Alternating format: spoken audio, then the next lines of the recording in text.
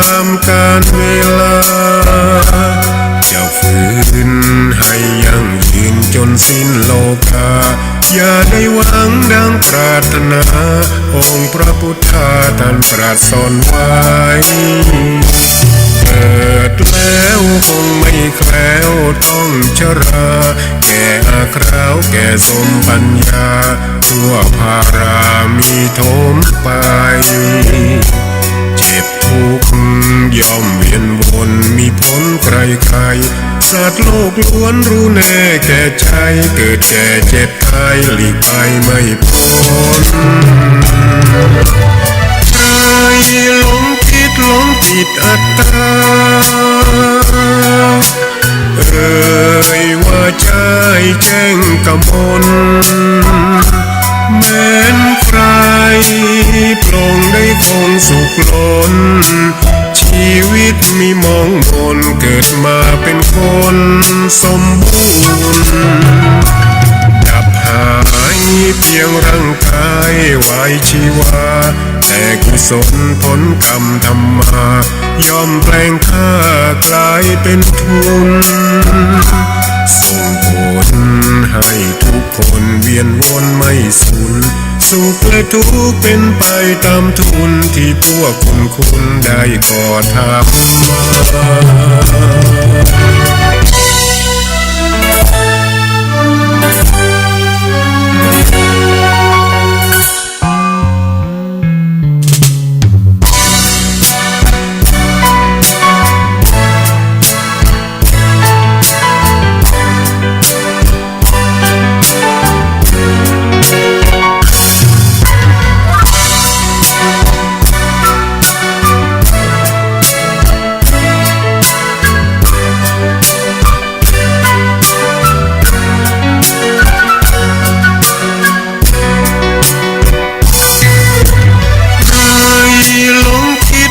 ผิดอัตตา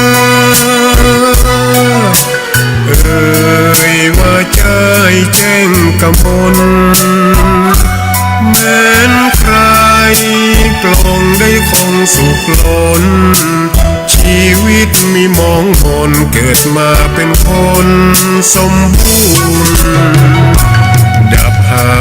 ยเพียงร่างกายไว้ชีวาแต่กุศลผลกรรมธรรมาย่อมแปลงค่ากลายเป็นทุนส่งผลให้ทุกคนเวียนวนไม่สูญสุขและทุกข์เป็นไปตามทุนที่พวกคุณได้ก่อทำมา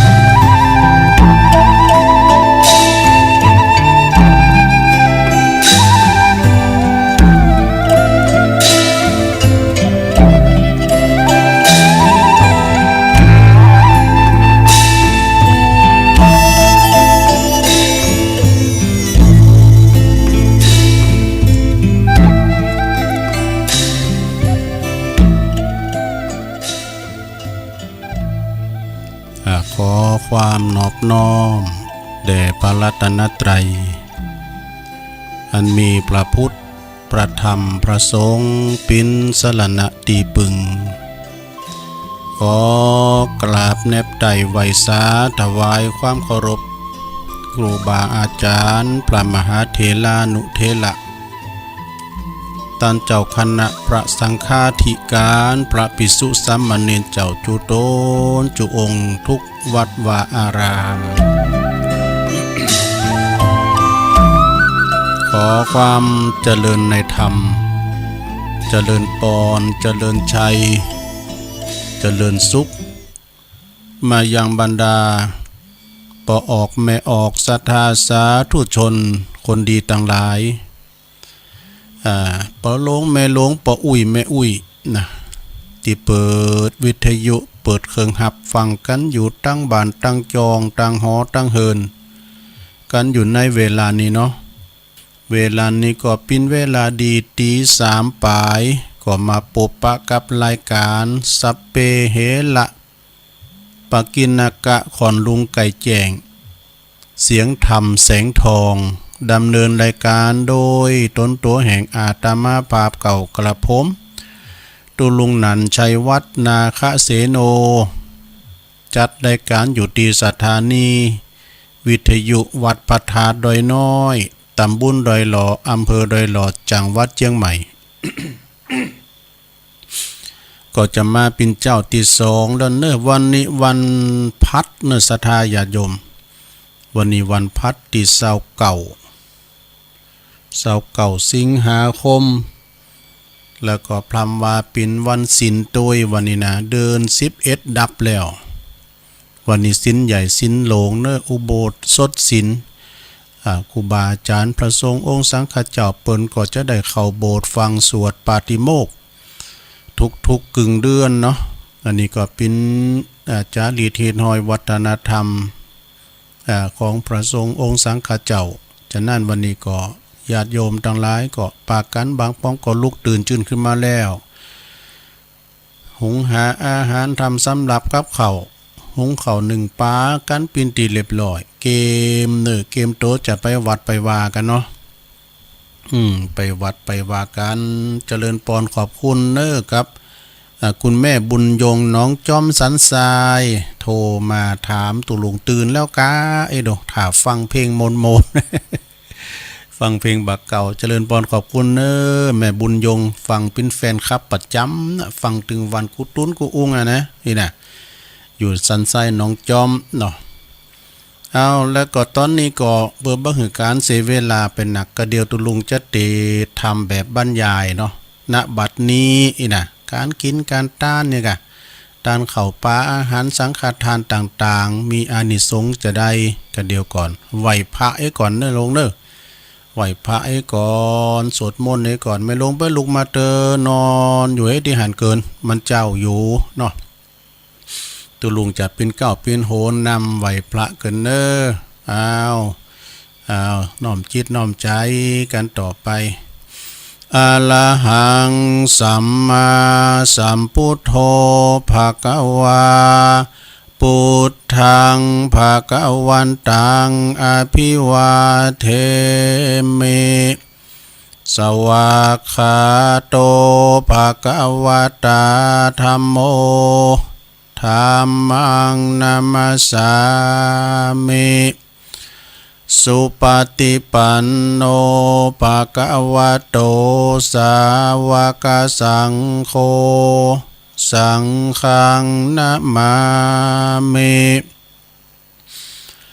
นะโมตัสสะภะคะวะโตอะระหะโตสัมมาสัมพุทธัสสะนะโมตัสสะภะคะวะโตอะระหะโตสัมมาสัมพุทธัสสะนะโมตัสสะภะคะวะโตอะระหะโตสัมมาสัมพุทธัสสะอิติปิโสภะคะวะอะระหังสัมมาสัมพุทโธวิจาจารณะสัมปันโนสุขโตโลกวิโตอนุตตโลปุริสตัมมะสาลาธิสัทธาเทวมนุสสานังพุทโธภะคะวะติสวากขาโตภะคะวะตาธัมโมสันติทิโกอากาลิโก เอหิปัสสิโกโอปันนะยิโกปัจจัตตังเวทิตาโปวินโยหิติสุปฏิปันโนภะคะวะโตสาวกสังโฆอุจจุปฏิปันโนภะคะวะโตสาวกสังโฆยายะปฏิปันโนภะคะวะโตสาวกสังโฆสามิจิปฏิปันโนภะคะวะโตสาวกสังโฆญาติตังจัตตาลิปุลิสยุคานิอัฏฐปุลิสปุคาลาเอสะภะคะวะโตสาวกสังโฆอาหุไนโยปาหุไนโยตักขิไนโยอัญจัลลิกาลนิโยอนุตตัลลังปุญญเขตังโลกัสสาติจายันโตโพธิยามูเลสักกายานังนันทิวัตตโนเอวังตวังวิจัยโยโหหิจัยยสุจัยยมังคัลเลอปัลลาจิตตปันลังเกสิเสปัทวิโปคะเลอภิเสเกสัพพพุทธานังอากาปัตโตปโมทาติสุนักกตังสุมังกลังสุปปาตังสุโหติตังสุขันโนสุโมโหโตจะสุยิทังพระมจาริสุปัทขินังกายกัมมังวาจากัมมังปัทขินังปัทขินังมโนกัมมังปณิทิเตปัทขินาปัทขินานิกัตวานะละพันตเถปัทขิเนสัพพิติโยวิวัจจันตุสัพพะโลโกวินัสสตุมาเตภวัตวันตลายโยสุขีติกายุโกภวะอภิวาทานาสิริสานิจังวุตตาปัจจายโนจัตตารโอธรรมาวาตันติอายุวันโนสุขังปะลัง เอาเล่มบอศรัทธาญาติโยมต่างหลายตุลุงก็ได้นำสวดมนต์ไหวพระไปพินตีเรียบร้อยเนาะขอกุณพระติตาไหลลัตนะผ่านแผ่วปาเกี่ยวเจ้าตั้ง3ประการจุนโดนบานดาลมาปกป้องคุ้มครองรักษาครูบาอาจารย์พระสงฆ์องค์สัมมาเนรเจ้าอยู่กับวัดกับว่ามีสลีติคาอายุมันยืนยาวอยู่กัมจูปูจาวรปุตตศาสนาไปเหิงเมื่อนานเสียงจิรติการยาวนานเผยแผ่สัจธรรมคำสอนปินตีต่างมันแห่งศรัทธาความเจอความเหลื่อมใสปินเนื้อนาบุญศรัทธาได้กราบได้ไหวกันเนาะศรัทธาญาติโยมก็เหมือนกันเนื้ออีเมเขาอีปอหลวงแม่หลวงเขาเนาะก็คือมีสุขภาพพลานามัยสมบูรณ์แข็งแรงหนาแดงแสงเหือกินข้าวลำกินน้ำลุงเนาะสุขภาพนี่ต้องมาก่อนเนอะศรัทธาญาติโยมต่างหลายมันยังก็ตามเตือนทานร่างกายเฮาอยู่ดีสบายมีโรคภัยไข้เจ็บนี่นะเปิ้นตายเปิ้นเตียวไปได้เฮาเตียวไปได้เปิ้นไปเฮาไปเปิ้นกินเฮากินเปิ้นตานเฮาตานเปิ้นไปขี่รถไฟเฮาก็ได้ไปนะโอ้ยกระว่าร่างกายเฮาสมบูรณ์นะมีโรคภัยไข้เจ็บด้วยนะเลิเปิ้นถูกหวยรางวัลที่1ก็จะบอกเนาะว่าเปิ้นว่าตัวกันเจ็บหัวเข่านะโอ้ยดีดพึดปื้อๆโหหัวเข่าแข็งขาอันนี้ลุกก็โอ้ยนั่งก็โอ้ยเหมือนดอกไม้โรยไม่มีเกสรมีเงินเป็นแสนเป็นล้านกว่าตามเด้อศรัทธาการร่างกายเฮาบัดดีนะลุกปุกนอนมันไปมีความหมายซังเนาะปัจจัยเงินทองต่างๆสู้ที่เปิ้นมีโรคภัยไข้เจ็บเตียวพื้นนี่นะถึงมีสตังก็โมนกับร่างกายแม่ลองกอยลองไปพอห้องยาหรอกพอนะปิ้นรูปธรรมจะเดียวนะพอนะ เอาไปพอบางคูนนี่นอนนี่ปุดตัวเปิ้นเอาอันเอาเฟิกเอาหยังมาเอาอันเนี่ยทรายย่างพลุงพลังนะจำเตอก็เอาเข้าเครื่องอบว่ะจำเตอก่อนนอนเปิ้นกึ่งหมดน่ะเปิ้นมันดินน่ะนะเนี่ยเป็นสัจธรรมจะดีแหละนะไปพอห้องยานี่จะหันเป็นสัจธรรมน่ะเกิดแก่เจ็บตายมีหันหมดลงมาพอดอกกันเกิดนะตุลุงเคยไปนอนห้องยาเด้อมาได้ยินน้อยห้องเอาแงปิ้นมาเปิ้นเอาไปเกิดไปคลอดไปฝากต้องกับห้องยาไปเกิดห้องยาบ่ลูกเนาะแก่มาเลยเกิดแล้วก็แก่แล้วก็ไปห้องยุคห้องยาเจ็บก็ไปห้องยุคห้องยาตายก็สันเดอก็ไปตายอยู่ห้องยุคห้องยาไปบ่ได้หันจิตหันใจก็มีนะเพิ่นห้ามเยี่ยมห้ามเฝ้าเน้อสันเดอกับพี่น้องบ้านไกลไปแล้วก็ปิกมาเปิดนอนหมอโทรมาลูกหลานมาเน้อมาพอจิตพอใจทำใจเน้อลูกเต่าเน้อ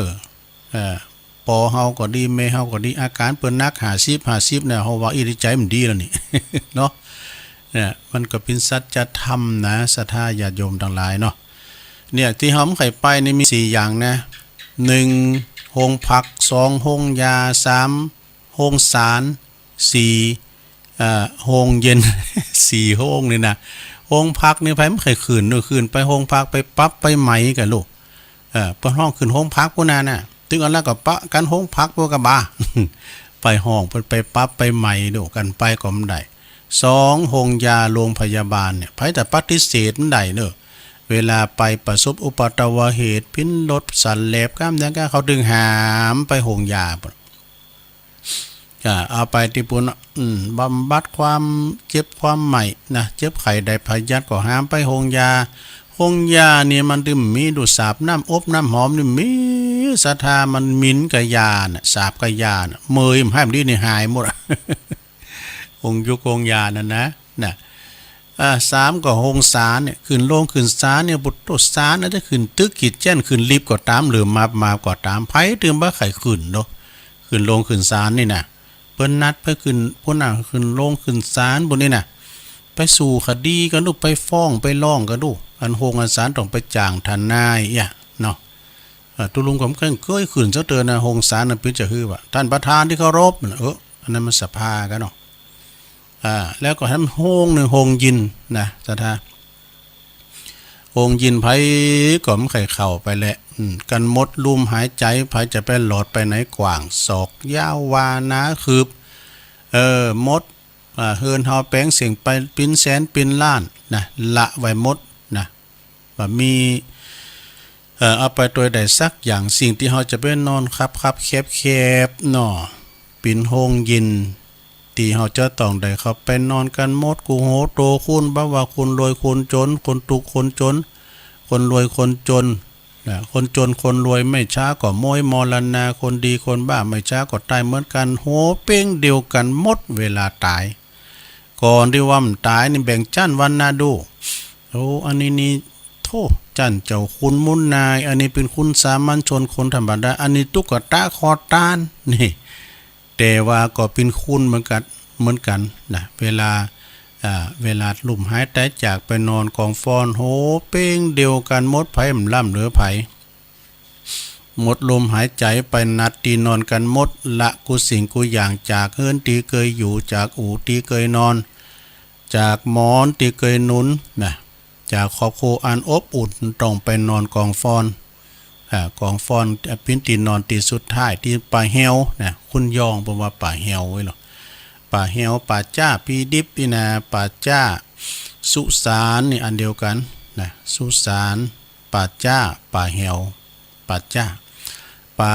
ป่าช้าเปิ้นเขียนคำกลอนไว้หน้ามนมันเป็นคำสอนใจเนาะป่าป่าช้าเป็นศาลาหลังสุดท้ายของชายหญิงมีอำนาจชาติยศปรากฏยิ่ง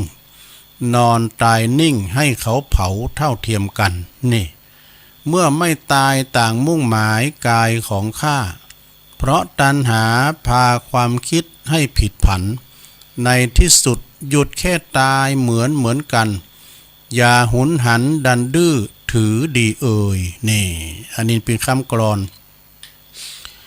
ตุลุงได้มาเมื่อต้องมาเป็นตุใหม่เนาะปอคูนะหือนั่นเนี่ยเปิ้นก็เสียงบุญไปละปอคูหารอุ่นโพหรอเปิ้นอยู่วัดเปิ้นอยู่บ้านน้ำดิบน้อยก็ฮะเนาะป่าเอ๋ยป่าช้านี่นะโอ้เปิ้นว่ามันเฮาก็ว่าโอ้กำนี้กินใจเนี่ยปอคูตุลุงขอน่ะก่อนนั้นปิตุปีเนาะขอสักบ่ร้อยน่ะเปิ้นโจเถอะดูติดอกติดใจเห็นตะวันนี่ คำกลอนป่าเอ๋ยป่าช้านี่นะขอบคุณเด้อแล้วก็ขอสุมาที่พาดพิงไปด้วย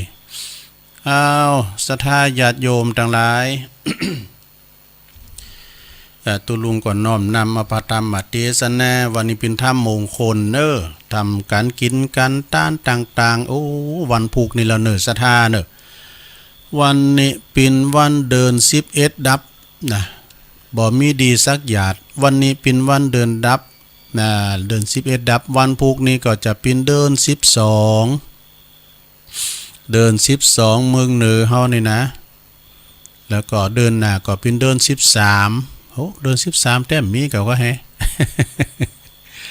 เดิน12ในวันพุกนี่ศรัทธาญาติโยมตามในหนแห่งธรรมนะเปตปลีนะทำผีตั้งหลายเนี่ยเมตตาบารมีตามหลวงปอพระครูสุจิตานุลักษ์ด็อกเตอร์หลวงพ่อใหญ่อำเภอฝางเจ้าคณะอำเภอเปิ้นตีดเมื่อแล้วเนี่ยนะทำเปตปลีเปิ้นก็บอกว่าวันพุกนี่นะจะเป็นวันประตูหมอนา6เปิ้นจะเปิดเนาะเปิ้นจะไขประตูหมอนา6ญาติพี่น้องเฮาบ้านเนยมอาจจะไปทะลงทุกขเวทนาในห้องห้องอบายไปตุกไปอยากอยู่ตั้งในเปตะพลีเนี่ยเปิดว่าไปปิ้นอสูรกายปันปิ้นเพศปิ้นผีหยังต่างๆนี่น่ะลองฟังเดียวลงนั้นเปิ้นได้เล่าเรื่องผีตั้งหลายเพศมีหลายดอกเพศมีหลายชนิดแต่ศรัทธานะลงนั้นเปิ้นเล่าค่ำคืนตุลุงก็จังสุ่มฟังกันนะอันนี้ก็เป็นการต้านอันนี้ต้านเข่าต้านของต้านเงินต้านทองต้านยังกุสังฆทานก็ดีนะอันนี้ก็เป็นการต้านเป็นธรรมมงคลเด้อศรัทธาญาติโยมทั้งหลายตุลุงปีนแว่นตาแต่เดียวเกินวันนี้วันศีลย่าไม่ลงแม่นวันศีลกับวันพระนี่อันเดียวก็ไม่ลงไม่ลงจำได้วันศีลกับวันพระอันเดียวก็เอาละแม่บุญพินว่ามันเป็นปี้กับน้อง วันศีลวันพระนี่นะขอบคุณแม่บุญพินจากโรงพยาบาลลานนาเปิ้นปิ้นเจ้าภาพกันติดวันนี้ด้วยแม่บุญพินเปิ้นก็ฟังถึงวานฟังตุลุงยองนี่นะแล้วก็หลายๆท่านเนาะปิ้นเจ้าภาพกันตึงหลวงวันนี้วันศีลตุลุงจะสุมาเขาพีกาหารกันว่าโตยแม่บุญพินในหลวงโอนถ้าว่าใดก็ว่าไปโตยวันนี้ไหนๆก็วันศีล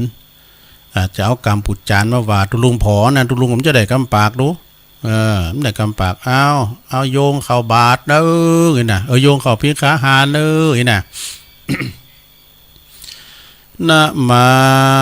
เมตุปะบุปาลัจจตเนโอตันาปิกาหาลตันเนสหปาลิวาลตันเนวรตะขินาเยกายะตัวเลวจีตัวเลมโนตัวเล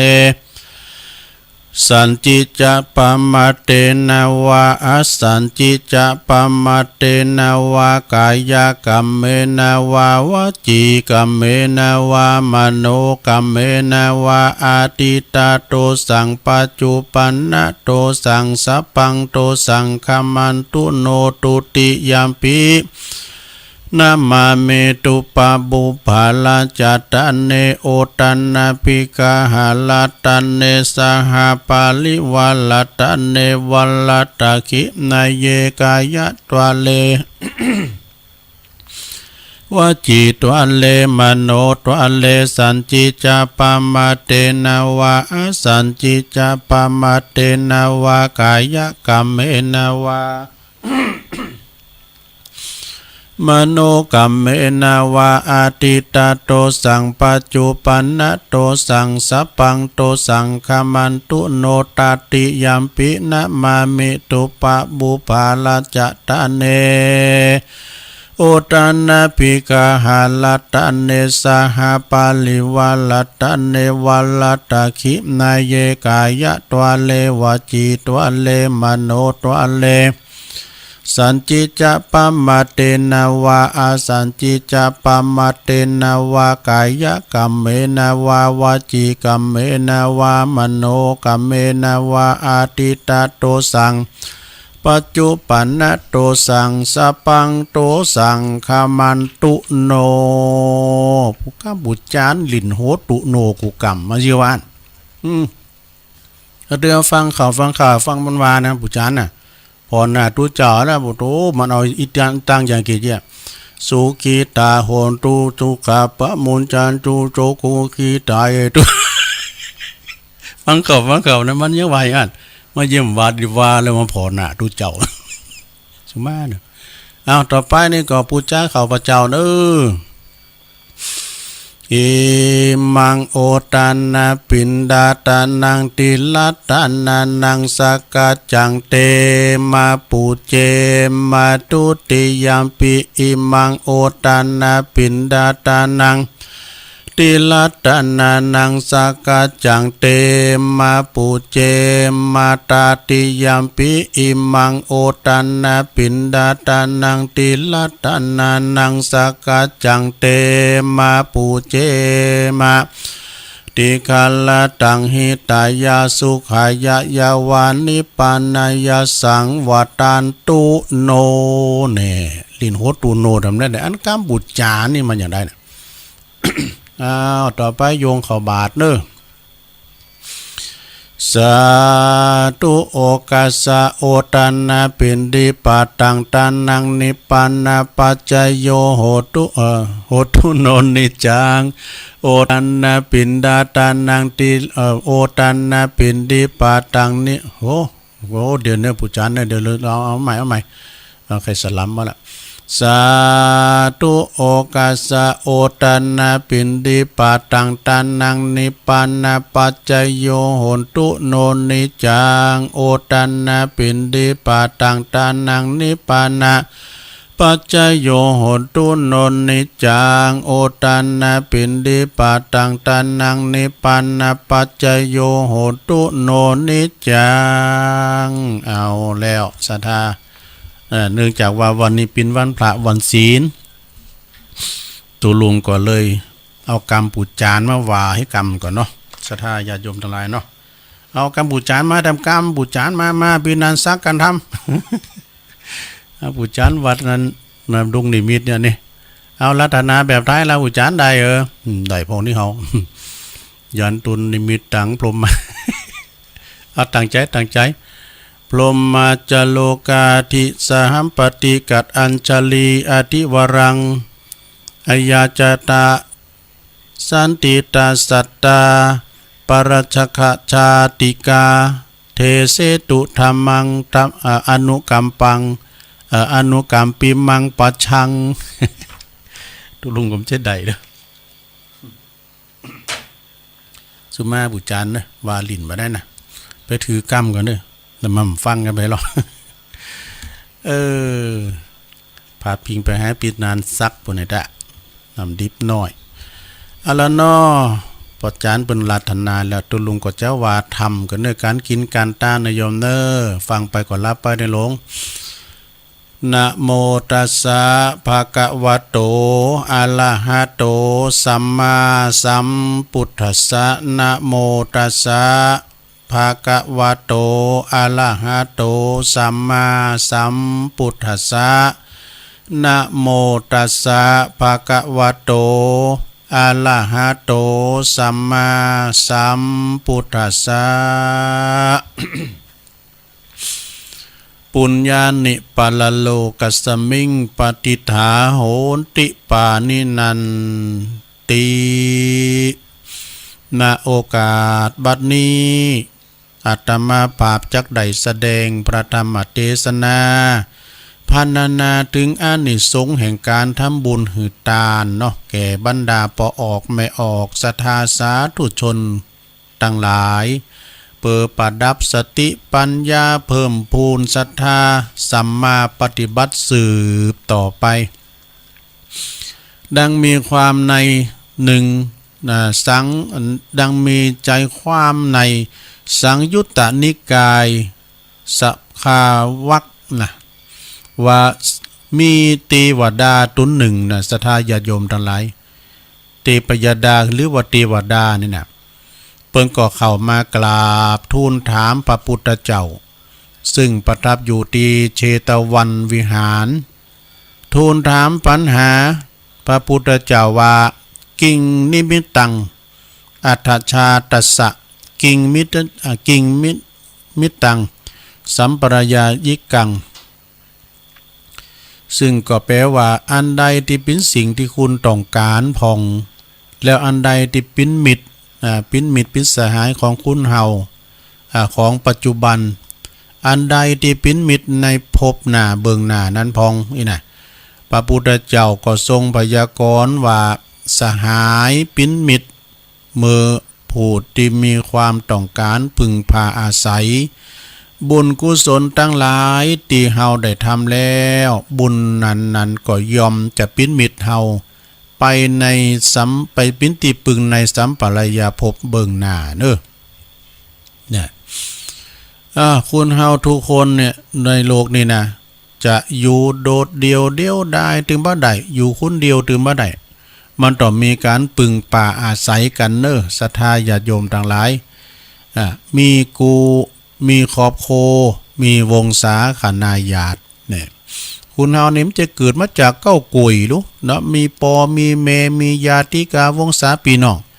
มีมิตรแก้วสหายครับมีพักพกเพิ่นฟุ้งโฮมการโฮมงานจอยเหลือเกิดกูลกันนะปึงป่าอาศัยกันมีกิจการการงานบางอย่างในสำเตือคุณเฮานี่เยคุณเดียวบ่ได้นะเยคุณเดียวบ่ได้เยสองคุณก็บ่ได้เยสามคุณก็บ่ได้สี่คุณก็บ่ได้ต้องหกคุณยังมีหกคุณก็เฮาห้ามเต้นเนาะศรัทธาเนาะเต้นมันมีหกขาเนาะอยู่คุณขาตุลุงก็โดนได้เถอะนะเขายกบาแป้ตุลุงก็ไปยกช่วยเขาปุโรลากตุ้ยเฮ้ย มันนักเหมือนกันน่ะคุณเฮาเนี่ยเวลาเฮาจะไปขายโคขายของกาในปอกาในขายก็อาศัยคุณซื้อเปิ้นพาขายโคมเดี๋ยวนี้กาดทั้งหลายเนี่ยมันหน้ามองหมุนเมงพร้อมหยังของมันแปลงก็มีแล้วก็ปอกาในขายก็แปลงใจหาลดราคาหือพองเอามาผอมเดี๋ยวนี้แม่ลงเข้าแป้งนะกิโล50ก็เนิ่มเดี๋ยวนะโอ้ยให้นาปาตั้งเฮาเนาะกินเมาะกินหมอนกินปออุ้ยแม่ป่ากินปอหลงแม่หลงเปิ้นละปินสมมาปินมอละดกทอเฮานะก็เอาเยนาทำนากินข้าวกันเนาะอย่างว่าข้าวเนี่ยข้าวมันปิ้นเม็ดเนี่ยนะกว่ามันจะปิ้นเม็ดนี่นะศรัทธาญาติโยมทั้งหลายมันต้องไปไถไปเอาตะกาไปไถไปก้าวไปเพอแล้วก็ไปปลูกไปลกมาปลูกกาปลูกหน้านี่ไปเอายาหน้าเนี่ยศรัทธาญาติโยมเยน้ำก่อนก็เดี๋ยวนี้มันจะเหมือนกันก่อนนี่เปิ้นเอาแห้งเขาตุ้มดูห้ามดีนี่เปิ้นจะจ่างจะไถกันบ่เดี๋ยวนี้เอาเงินปิ้นว่าจ้างก่อนลกก็หมายความว่ามันโหลดเร็วไถหน้าไปไถหน้าไปตัวพ้องก่อนหน้าหวานเนี่ยแล้วก็อันจ่างคูณมาเปิ้นเมาปิ้นไห้ดูเปิ้นปลูกข้าวนี่นะปลูกข้าวปลูกหน้านี่นะเอาเงินเขาตุ๊บเอาไปมาซ้ำเตือเขาว่านะซื้อกินข้าวโต๊ะเก่าตัวลุงไอ้ดูก็ยื้ออัน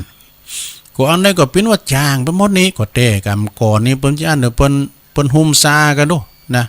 กำยองไปว่าหุ่มซากันกำไทยไปว่าลงแขกโจยกันดูเนาะเอาบ่าเอาแหงกันเนาะนะโอ้ยอย่าน้ำก่อนนิ้มแจ่มห้ามดีเอาใบตาลลากซะนะเอาใส่เอากองว่าดินในใบตาลก่อนลากับตัวลุงก็เคยไปในเราเป็นหมอกแปะการนี่ก็เอวนี่เป็ดไปเป็นมาแหละลากอย่านาไปที่ปุ่นไปที่เตนาคันนาเอามาใส่เอามาปอกมันไปแต่เตี้ยวกันนาดิ้มได้เนอะมันสูงมันปิ้นหยาปิ้นเหยาปิ้นหยังต่างๆนะโอ้มถึงไหนล่ะต้องอาศัยคุณซื้อนะสถาปกาในขายก็อาศัยคุณซื้อคนซื้อก็อาศัยคุณขายนะแม้แต่คุณผลิตอาศัยโรงงานนะโรงงานบ่เดี๋ยวนี้ศรัทธาญาติโยมทั้งหลายเปิ้นว่าเศรษฐกิจมันพอขายดีเปิ้นยุดการจ้างกันก็มี นะเปิ้นปิดโรงงานก็มีซะนะ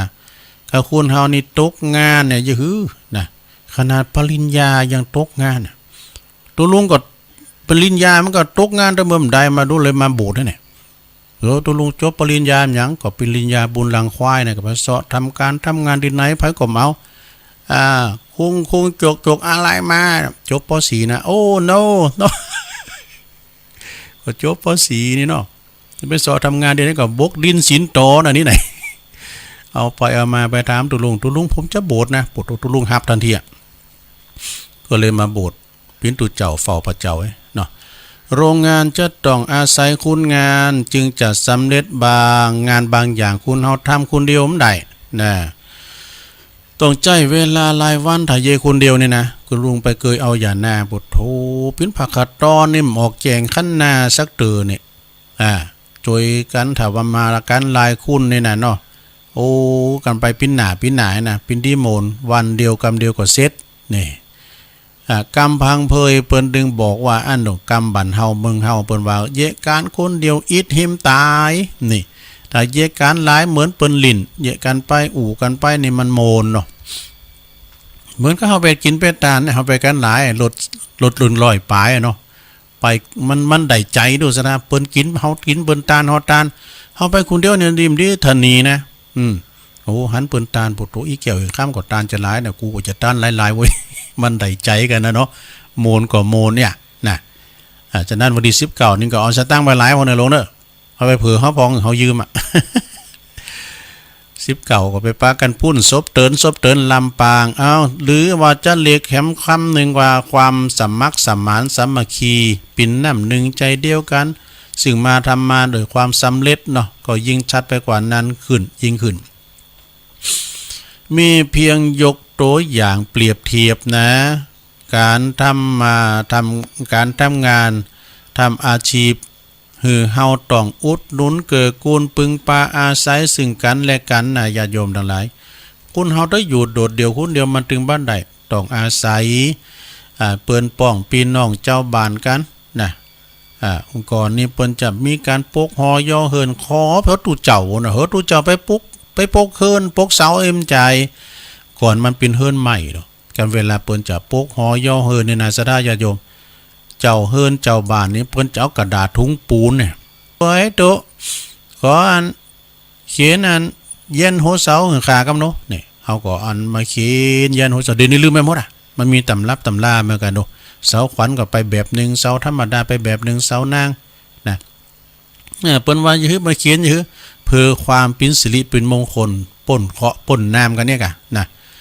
แล้วก็ก่อนที่เพิ่นจะปกเฮิรนนี่นะญาติโยมทั้งหลายเพิ่นจะนับได้นับปกดูไปปูจาตุมาก่อนไปนิมนต์ตุเจ้ามาก่อนมายื้อ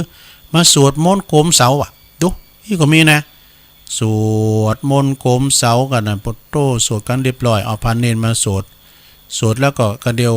เปิ้นเอาเล็กโคนขอเจน้ำมนต์ก้ามเนี่ยก็เอามีดมุยมาหันหมดแล้วเขาก็เอาน้ำมนต์ไปพระไปผายแล้วก็เอาตุนิมนต์จดเล็กโหเสาก้ามเอาไปจดเล็กโหเสาทำน่ะเพื่อเป็นความมงคลแล้วก็เปิ้นศรัทธาในความเจอเพราะว่าเฮิรนดังนั้นนี่จะอยู่มนกินหวานคุณจะซุ่มกันนี่แหละอันนี้เป็นกรรมบักเก่าโบราณมาเดี๋ยวนี้เฮิรนเสาไม้นี่มีเป็นเฮิรนปูนไปหมดไปเสิ่งแต่เป็นเฮิรนจัดสรรกาเนี่ยบั่นจัดสรรกาเนาะศาลานี่เปิ้นเอาไม้ที่ไหนมาหอมจะห่มเดือนนี้มีไม้เนี่ยเป็นเล็กไปหมดเพราะว่าไม้นี่ประจื้อปลูกนี้โฮงตุลุงโฮงน้อยน่ะจะโลงสักวันน่ะอย่าฮือก็ปลูกมันขึ้นไปบุญบ่นำเดี๋ยวนี้เพดานนี่จะโลงสักวันไปปอก็หนูมันเห็นตัวหมอกแมวนี่นะบุญโคนน่ะนะหมอกสนามบอนมาเนี่ยบ่ต้องมาลุ่มมันจะตัวใหญ่ขนาดไหนถึงไหนยามมีชีวิตอยู่ในโลกปัจจุบันนี่เต้าอั้นนะอาศัยเกิดกูลกันนะปึงปาอาศัยกันก่อนในยามเมื่อเฮามีอินทรีย์ชีวิตเนี่ยบ่สามารถที่จะติดตามที่เฮาไปสู่ปรโลกไปหน้าใดเนอะนะเมื่อเฮาแต่กายทำลายขันลงไปญาติพี่น้องมิตรแก้วสหายค่ำทรัพย์สินสมบัติต่างๆก็เอาตัวแป้มได้นะเขาเว้นเขา เกี่ยวแว้นแสนสิงนะทรัพย์สินสลิงคานก็เอาไปตัวมันได้ลูกก่อมไปตัวเฮาเมก่อมไปตัวเฮาเอามาคนเดียวเฮาก็ไปคนเดียวป่าไม้ชายเขียวเลี้ยวไม่เห็นใคร เนี่ยเพียงแต่ว่าคือความสุขในยามมือใจยาสุขบ้านหวานใจในโลกนี่โจข่าวต่ออันเนาะสมบัติต่างๆนะเวลาเฮาหลุ่มหายแต่จากเอาหยังไปตัวมันได้สักอย่างต้องปัดพากจากกันไปที่มันไปมันได้ตัวเฮานะอันสมบัติพัสถานบริวารพร้อมจะห้อมล้อมเราไว้ได้เพียงหนพอชีพดับทับถมดินสิ้นฝูงชนเหลือเพียงตนไปเปลี่ยวแต่เดียวดายนี่ไปคนเดียวเอามาก็มาคนเดียวเมื่อไปก็ไปคนเดียวนะสิ่งที่จะติดตามไปเมื่อเฮาปิ้นมิดเปอไปกำจูปิ้นแก่นปิ้นผลบันดลบันดาลหือใดฮับความสุขความสำราญในสัมปรายภพหน้านั้นที่แท้จริงก็คือบุญนิธิหรือว่าคุมบุญญาติโยมนะคือบุญที่เราได้ทำไว้นะเหมือนว่าเราเสาะคือเสาะแปลงเฮินแปลงเฮินที่เราจะย้ายบ้าน ไปบ้านจัดสรรเนาะที่เราสร้างไว้ในโลกนี้เท่านั้นที่จะติดตามเราไปศรัทธาญาติโยมทั้งหลายเหตุนั้นพระพุทธเจ้าจึงได้ตรัสแก่เทพยดาเทวดาว่าสยังกตานิปุญญานิตังมิตตังสัมปรายิกังซึ่งแปลความว่าบุญทั้งหลายตีตนทำเองบุญนั้นจักไปปิ้นเปินในสัมปรายภพเบื้องหน้าบุญปิ้นเคืองชำระจิตสันดานนะคือบริสุทธิ์ดีงามคำว่าสันดานนี่ย้ำไว้หน่อยญาติโยมสันดานนี่มันจะกรรมหยาบเนอะนะสันดานของคุณทำมันมีเหมือนกันหมดสันดานคือว่าหมายความว่าปิ้นการว่าโอ้สันดานของเปิ้นนี่นะเปิ้นสอบทำบุญนี่ก็มีนะสันดานของเปิ้นเนี่ยโอ้อันนี้บ่ทำบุญนี่นะมันเป็นมันจะกรรมหยาบนะคือบริสุทธิ์ดีงามมีอโลภะบะโลภโทสะบะโกรธอโมหะนี่บะหลงด้วยเป็นสมมติฐานสิ่งที่รองรับบุญนั้นเกิดจากไตรทวารคือทางกายวาจาและก็ทางใจเนอะเมื่อว่าโดยประเภทมี3อย่างด้วยกันคือทานามัยบุญสำเร็จโดยการหือทานเนอะศรัทธาทานามัยนี่หมายความว่าอย่างทานโดยความบริสุทธิ์เนาะอย่างว่านะตุลุงว่าทานสังขัดทานหรือว่าทานเข้าสลากภัตตาหารเป็นการทานที่อันบริสุทธิ์เนาะสุตินังวัตเมตานังนิพพานะปัจจโยโหตุโนนิจังนะหวังนิพพานพินติแล้วอย่างพระพุทธเจ้าครั้งหนึ่งเปิ้นได้มาเสวยพระชาติปิ้นพระเวสสันดรพระเวสสันดรเบิกก็ตานกูสิ่งกูอย่างตานเขาตานของตานเงินตานทองตานจ้างตานมาตานพระลูกพระเมบ่ดุนะเปิ้นก็ตานโดยทานนะปารมีเนาะแล้วก็เอา2ศีลใหม่บุญสำเร็จโดยการรักษาศีลเนอะนะแล้วก็3ภาวนาใหม่บุญสำเร็จโดยการเจริญเมตตาภาวนาบางทีเนี่ยโอ้คุณหลายก่อนที่เพิ่นจะอันจิบอกไฟขอพระสารเอาขอหมู่เฮาตั้งหลายสงบสัก1 นาทีเนอะก็เดี๋ยวไอ้หมู่ตั้งนอกแสคำละพวกคิดไปจนไก่ก็บ่เนี่ย ที่อื่นบ่นะก็โตมกึดดักนิ่มก็เยี่ยมดักไว้หันเนาะ ที่อื่นพุ่นบุญสำเร็จโดยการหือทานนั้นคือการเสียสละกำจัดความโลภกำจัดมัจฉริยะเนี่ยความมัจฉริยะนี่คือความตนีเนอะความตนีความหันแก่โตทานนั้นจะมีได้อานิสงส์ได้ยิ่งใหญ่ไพศาลก็ต้องถึงพร้อมโดยสมบัติ3อย่างประการด้วยกันคือ1เจตนานะสมบัติพร้อมโดยเจตนาคือได้มาก็ได้แก่ก่อนต้านมีจิตใจแจ่มชื่นเบิกบานผ่องใสนั่นจะว่าเขาจะเสียได้ของต้านหรอกกำลังหือตานก็มีจิตใจน้อมยินดีอ่อนน้อมเอิบอิ่มปีติเบิกบานเนี่ยแล้วก็หลังจากหือตานแล้วก็บ่คลาดแคล้วกินแหนง แคลงใจเมื่อไปหลังวัตถุสมบัติที่ถึงพร้อมโดยวัตถุนะของนั้นนะได้มาโดยความบริสุทธิ์เฮาไม่ลักบ่ชอบบักโกงไผมากินมาตานโดยบริสุทธิ์ใจของเฮาแต่เหมือนแม่สีทอนปันวาลีเปิ้นว่าลูกหลานเอาหือนะย้ำเตาเฮาไปหิไปหามานะตวยนี่แม่มก่อนนี่ไปเก็บพักละพักบุ่งพักน้องพักแวนในปุ่นเอามาขายล่ะปิ้นน้ำหือน้ำไข่เฮา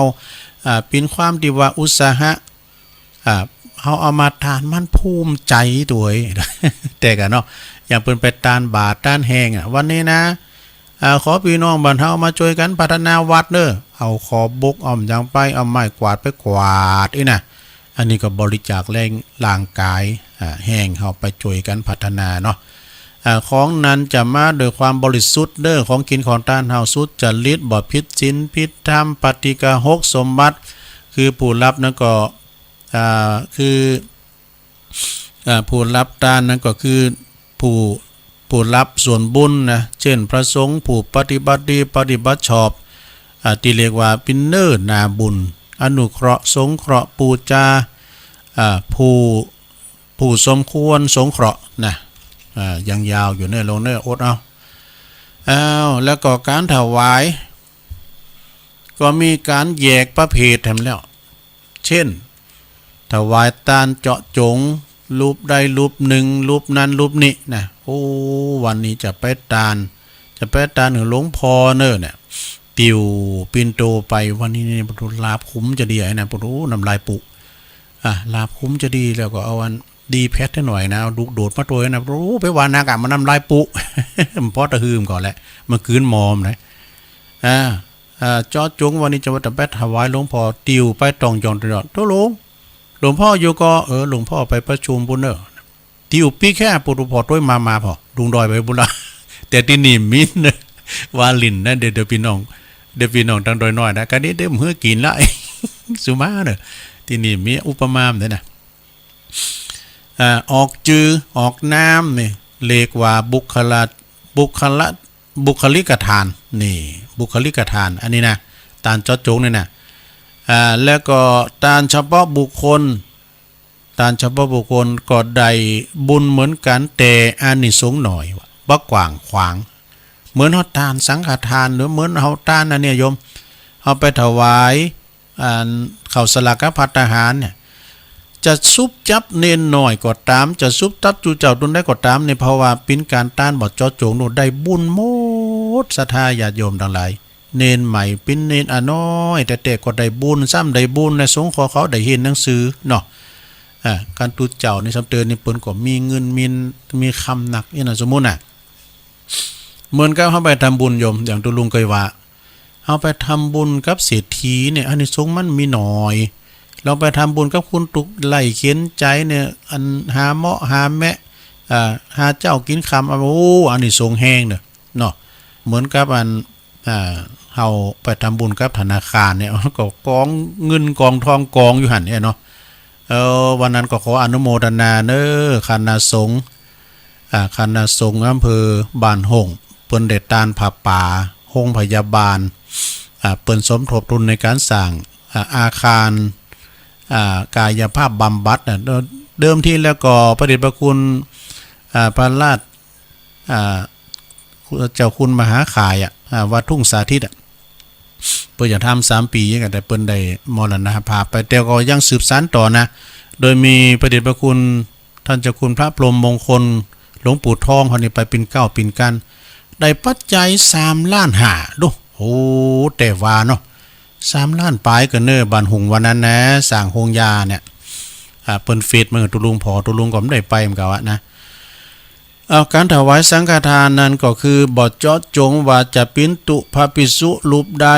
เป็นเน้นองค์ใดบ่ได้กังวลว่าจะฮู้จักจะคุ้นเคยหรือว่าบ่คุ้นเคยนะตานมดโดยศรัทธาปลอดใจเนี่ยนิมนต์พระมาขึ้นบันใหม่ก็ดีหรือว่าที่วัดตั้งแต่4 รูปขึ้นไปอันนี้เรียกว่าถวายสังฆทานเนอะเพราะว่า4 ตุนนี่เป็นสังฆะเป็นสงฆ์ละก็มีอานิสงส์มากมายบัณฑิตะผู้ฮู้กล่าวไว้ว่า หือตานแก่พระพุทธเจ้า100ครั้งนี่นะโยมนะก็ยังบัดเตาถวายสังฆทาน1ครั้งเนี่ยเนี่ยเปิดตานสังก่อนหลายตีหลายต่างเนี่ยว่านี่มาทั้ง3ลายนี่กันตุลุมอยู่วัดน่ะมันดึงปิ่นวัดเป็นว่าใจ สุมาเนี่ยว่าตุลุงได้เฝ้าวัดหลวงพ่อเพิ่นไปวัดพระธาตุเจ้าสลีจอมทอง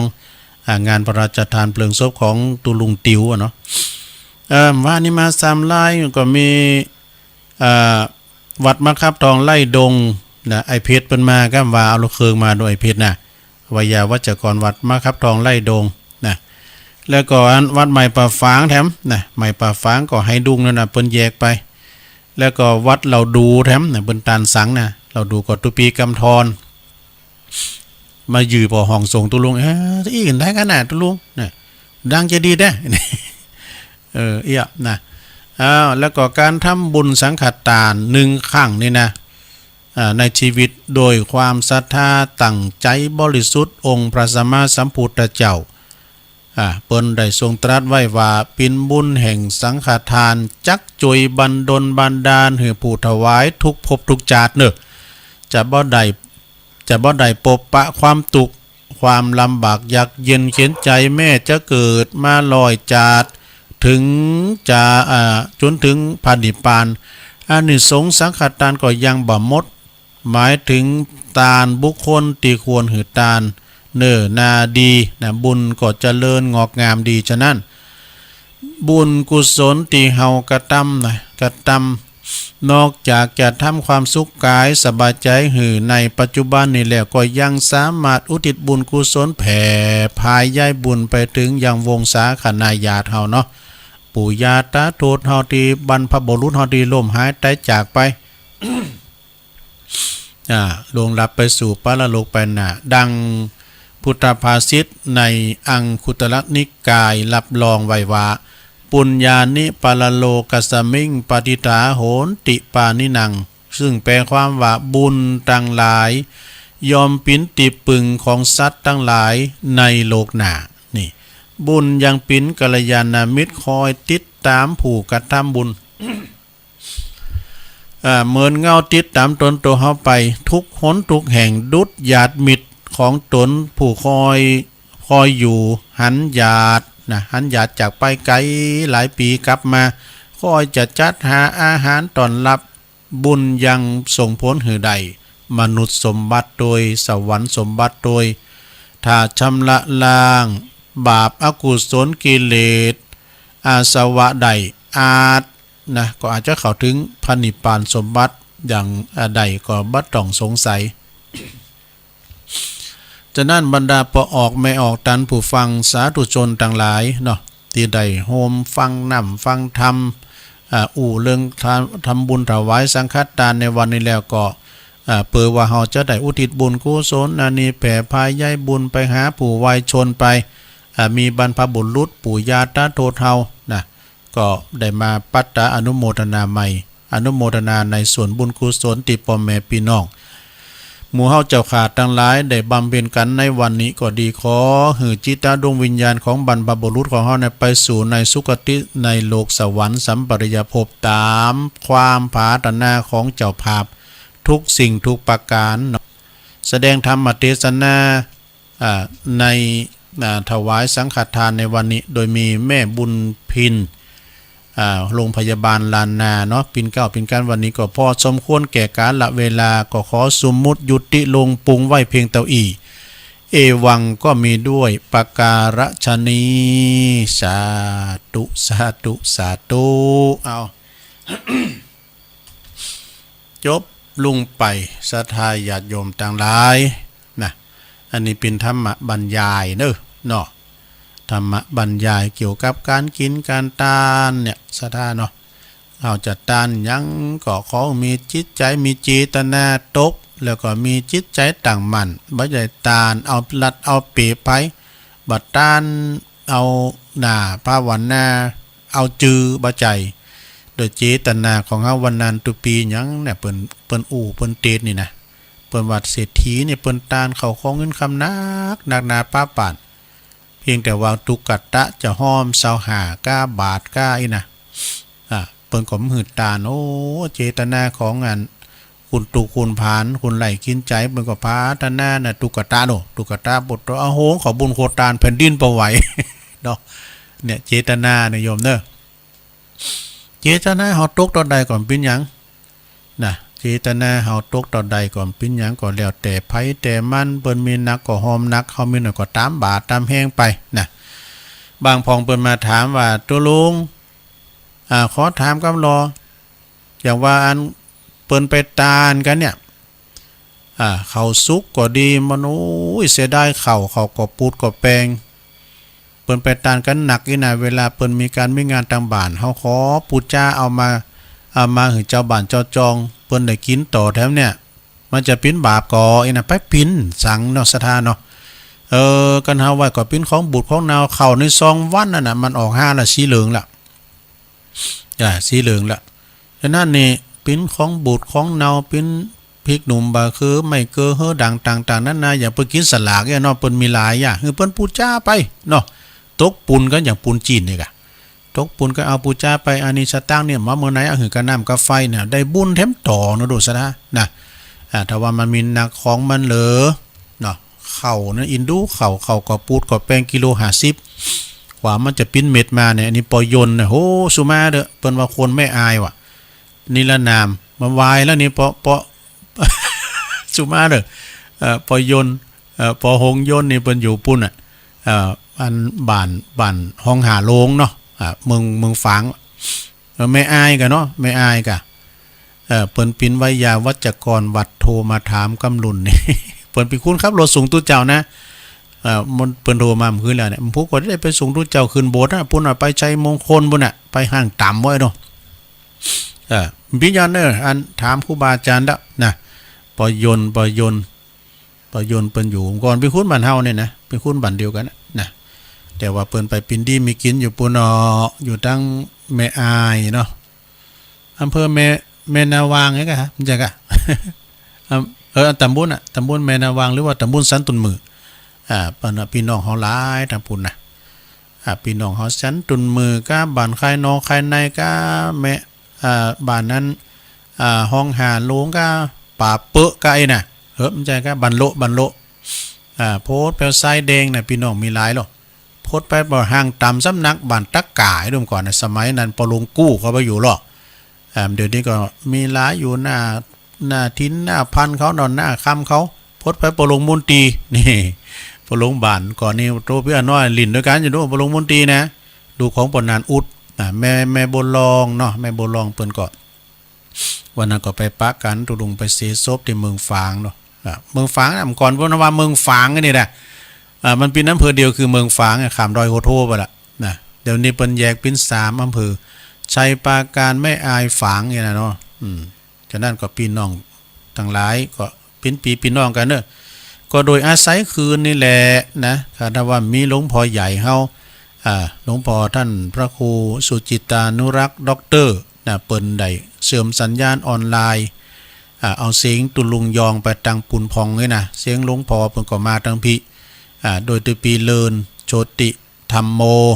ตุปีเจริญนี่เปิ้นก็เป็นพระเจ้าหน้าที่เปิ้นตัดสัญญาณไปก็ได้ยินโทรถึงกันเนาะคืนนี้มันได้ฮู้จักกันลูกเนาะมันได้ฮู้จักกันตุลุงประกาศข่าวสารงานบุญที่นี่นะปุ๊บนี่นะซะนะปรากฏว่าได้ยินหมดพี่น้องเฮาที่เปิ้นอยู่ตั้งอื่นตั้งไกลนะโอ้เป็นว่าบ้านน้องยุ่งแต่มีงานบ้านเราดูจะมีงานเปิ้นโหมหมดหรอกนะฉะนั้นก็สถาญาณก็ฟังกันไปเนาะก็เดี๋ยวตุจันน้ำแป๊บเดียวเนอเป็นไรคืนไปไหนเดินเนอแต่ฝากพริกมนสักเพลงก่อนจิบน้ำกำเดียว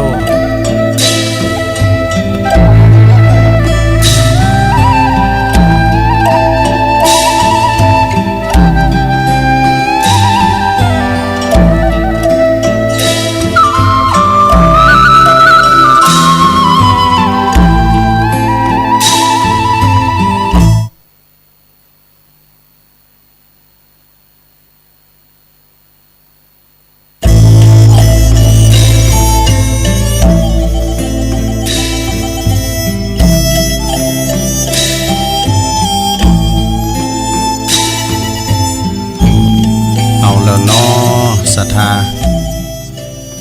ตุลุงก็พักบีกกั้มเจ้า ไปห้องน้ำทำธุระส่วนตัวเตียวไปเตียวมายืดสินยืดสายจิบน้ำจุ่มคอ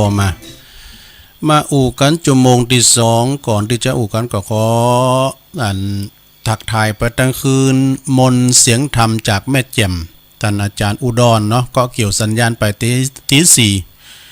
ไปแล้วขอบคุณตุปีอุดรเนอไหวสาบารมีตามหลวงพ่อท่านพระครู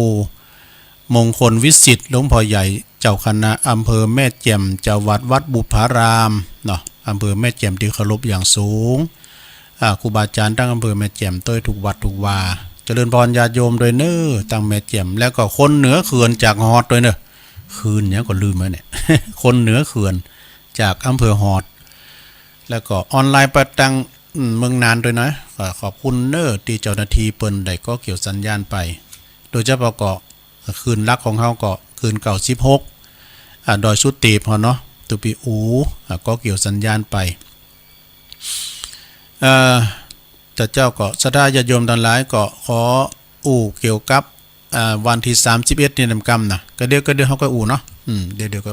เพราะว่าได้รับข่าวใหม่มาแล้วก็เอาอันนี้มาไว้ก่อนศรัทธาเนาะเดี๋ยวชั่วโมงที่2แต่มีหยังลำไป พี่น้องตามเมืองแม่แจ่มนี่ก็เป็นอุดมสมบูรณ์เพราะว่าอากาศดีมันบัดใจฮ้อนมันยินเพราะว่าอากาศเพิ่นดีมันเหนือกว่าทั้งเฮาหนักเหนือหยังหลายอย่างเหนือแปลว่าหนักเหลืออย่ากะหาเนาะประมาณนั้นน่ะเปิ้นว่าเนยยาขืนเนยยาจางก็ยังมียาขืนนี่ดอก เนื้อบัดตื้นก็ยังมีบัดตองบัดตื้นแล้วก็อันปิ้นอันเดียวกันน่ะ บัดตองบัดตื้นตองเนี่ยน่ะอันเดียวกันเนื้อนางปองก็ยังแคบหมูนี่แคบหมูนี่ก็ปะโตแคบมันนี่นะเอาแกงปีแล้วมาใส่เมาะก็เมาะพอให้พอดีนะมันแต่เหมือนจีนมาดื่มเหมือน สุมาเนี่ยแล้วก็เนื้อจีนหมูก็ยังมีจีนควายเหมือนเนื้อลาบหมูเนื้อลาบจีนหมูก็ยังมีลาบจีนควาย จีนหมูนี่จะไปกินดิบนะโยมเนี่ยหูลับรับใหม่นะบนวานะ พอมันมีสารลิงอย่างนั้นมันจะเหมือนหมูเฮาก่อนโลกหมูเฮาก่อนนี่ฟักโยกล้ามยังก้าเนี่ยมันกินเดี๋ยวนี้เปิ้นเล็งเนื้อแดงว่าอย่างได้ว่าโอ้มันมีสับปะเนื้อนะเนี่ยเนื้อลาบจีนหมูก็ยังมีลาบจีนควายเนื้อกระต่ายยังมีกระแตเนื้อคุณเมย์ยังมีคุณปอเนื้อยำหนอยังมียำเต่าโอ้เหมาะกะยำเต่าเนี่ยนะเต่านี่ก็คือสาหร่ายเนี่ยนะคือไข่คูนะเนาะซะเนาะอย่างเฮ็ดนี่ก็คือปิ้นนั่น5อย่างนึงเฮ็ดนี่นะแล้วเนื้อคุณเต่ายังมีคุณหนุ่มเนื้อจิ้นจุ่มยังมีจิ้นซาเนี่ยเอาทำแล้วเนื้อผักกาดหน้ายังมีจอผักกาดวันนั้นเฮามาอยู่ใหม่กว่าเอาวันพี่ฝากซื้อผักกาดหน้าหน่อยเด้อเนี่ยผักกาดหน้าเขาหมูจักเลยพี่น้องเปิ้นฮ้องว่าผักกุ่มป๋าว่ะตามพี่น้องลาวนะต่างเฮาเขานี่บนยองว่าผักกาดหน้านั่นแหละผักกาดหน้านี่นะทางยาวพี่น้องลาวบอกว่าผักกุ่มป๋าน่ะคำว่าผักกาดหน้านี่หมูจักอ่ะ หมูจักเอาเราจะเอานี่มาว่าแถมกรรมหนึ่งเกินศรัทธาญาติโยมทั้งหลายอันนี้มาว่าแถมกรรมหนึ่งการกินกันต้านสลากหากไม้ว่าเขาก็อู่กันไปแล้วศรัทธาเนาะว่าเขาก็อู่กันไปแล้วพักนี่มันมีหนักก็คือมันเพเนี่ยอย่างว่าพักตบชวาเนี่ยมันลอยมาเนี่ยอุ้ยหน้าฝายญาติโยมทั้งหลายก่อนนี่ฝุ่นตกนะบัดนี้ฝุ่นตกน้ำปิ้งนักเฮ้ยแดงปึงหลึงเหมือนกันนะเปิดกระปอยมันรุ่นสปริงเวย์อย่างนี้นะ ไหลลองลงไปเนี่ยพักตบชวาที่มันออกกลางตุงกลางหน้าก็พักเวนพักหนอกพักเวนนี่มันก็แปลได้หลายอย่างเอามาตุ่มแต่ก่อนนี่สุมาดำอยู่บาปเนาะพี่ตาอีเมย์เป็นตุ่มพักเวนกันยังไงนะมันจะมีปลาสะเด็ดน้อยการอีกุ้งปลาอ่อน เอาใส่แล้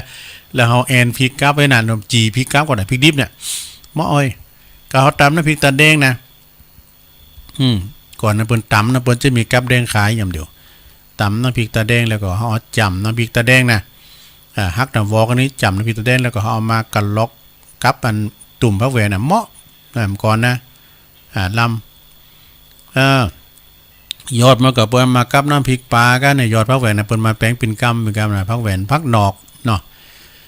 แล้วก็ที่อันพักที่ขายในกาดน้องดอกก็คือพักสับปะไม่ลงไปหรอกมกสล่อมคำเนี่ยนะคือกาพักไม่ใส่คือการลำยังมีหันหมดเปิ้นต่างเป็นหลอกเปิ้นขายกันน่ะสับปะนะแต่อันใดที่มันสวยมันงามนี่ก็ระวังว่าในสถานเนี่ยพินพริกก้ามเจ้าง่ายเนี่ยมันเตือนพ่นยาเหมือนกันนะเขาก็พิจารณาเอามาเจประจานก้ามก่อน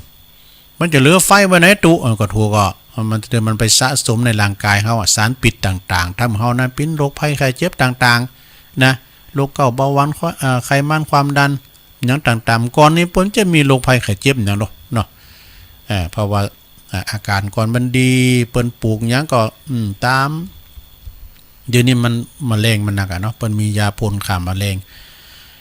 พักตีเฮาเอามากับลาบนะเจ้าก็คือพักข้าวตองนี่ป่นลาบแล้วได้จื้อมันได้อีเมลเขาเนี่ยว่าอันนี้จื้อมันได้ตัวนี่แล้วก็พักที่เอามากินตามกองกลางกองก็คือพักกระถินพระระบกนะพระระบกก่อนนี้ออกล็อกน้ำพริกเด้อหลงจางออกล็อกน้ำพริกออกล็อกน้ำพริกเอาก็แป้งเข่าเป็นองค์ขลงกะเอาก็ออกล็อกน้ำพริกอันนี้ตุลุงก็จะได้เอามาอีกกันเนาะเพราะว่าข่าวสารงานบุญเป็นมันหนักนะก็เดี๋ยวตุลุงจะได้ประกาศข่าวสารงานบุญความจริงนี่ก็เกรงใจตุลุงก็กะว่าจะประกาศวินวันนี่นะก็ข่าวใหม่เปิ้นมาแท้แม่เนาะสุมาเด้อพี่น้องตังเก่า6ก็เกรงใจเปิ้นแต่เอาไปเป็นวันเนาะก็สดาญาติโยมวันนี้เด้อพี่น้องที่อยู่ตั้งบ้านบะเขือแจ่นะธรรมสัญจรวันนี้ไปฟังธรรมจากท่านอาจารย์ท่านพระครูอภิวัตนวิกรมในเมื่อคืนบึ้ดนะ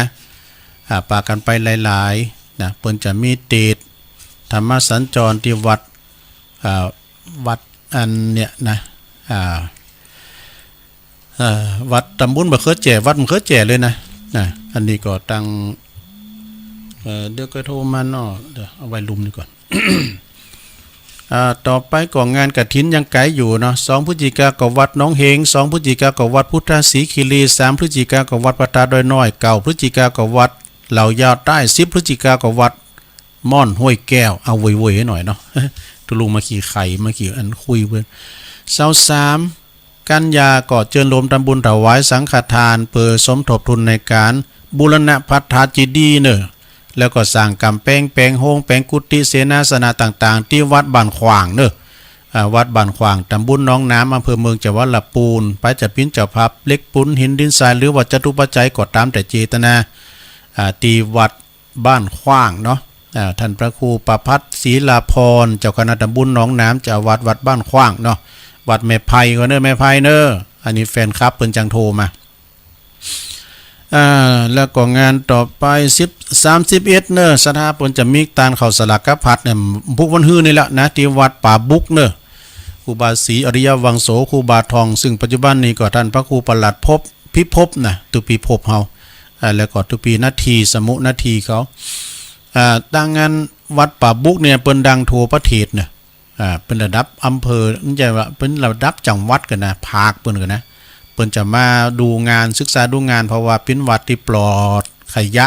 แม้แต่ไปกุมข่าวนี่เปิ้นเอาซองพลาสติกใส่นะเปิ้นเอาตัวอาหารไปเลยนะเอามาใส่ถ้วยตัวอาหารเลย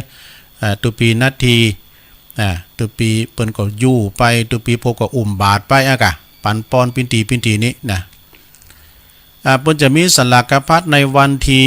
31สิงหาคมที่วัดป่าบุกเพิ่นจะไปรับตุนโจกก็500ปิ้นตุนไปนะติดต่อได้วัดป่าบุกตำบลแม่แรงแล้วก็วันที่1กันยายนเปิ้นจะทำบุญ100วันของครูบาอินตาที่วัดศาลาตำบลน้ำแพร่อำเภอหางดงเน่ะในวันที่1กันยายนนะก่อมพุ่มฮื้อนี่ล่ะนะแล้วก็ใน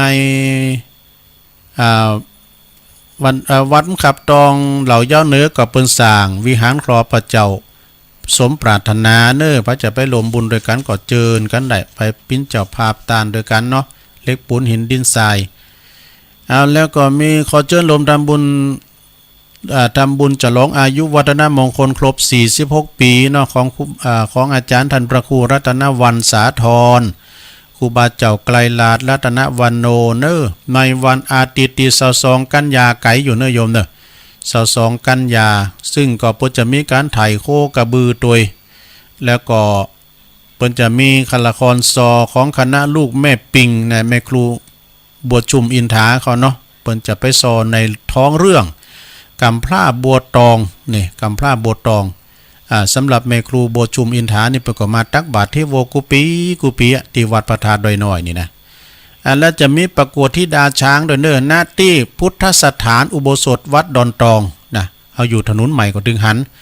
ครูบาเจ้าไกรลาดนี่เปิ้นปิ้นสร้างบารมีเนอแป้งน้ำตาหุ่นตั้งไปขุนกองหมดเปิ้นปิ้นนักเทศมาทีเทศหยังได้หมดเปิ้นนี่เอาของดีมาโดยเอาแจกแล้วก็เปิ้นให้ปูจาแล้วก็เอาสร้างฮะเนาะเปิ้นจะเอาสักบาท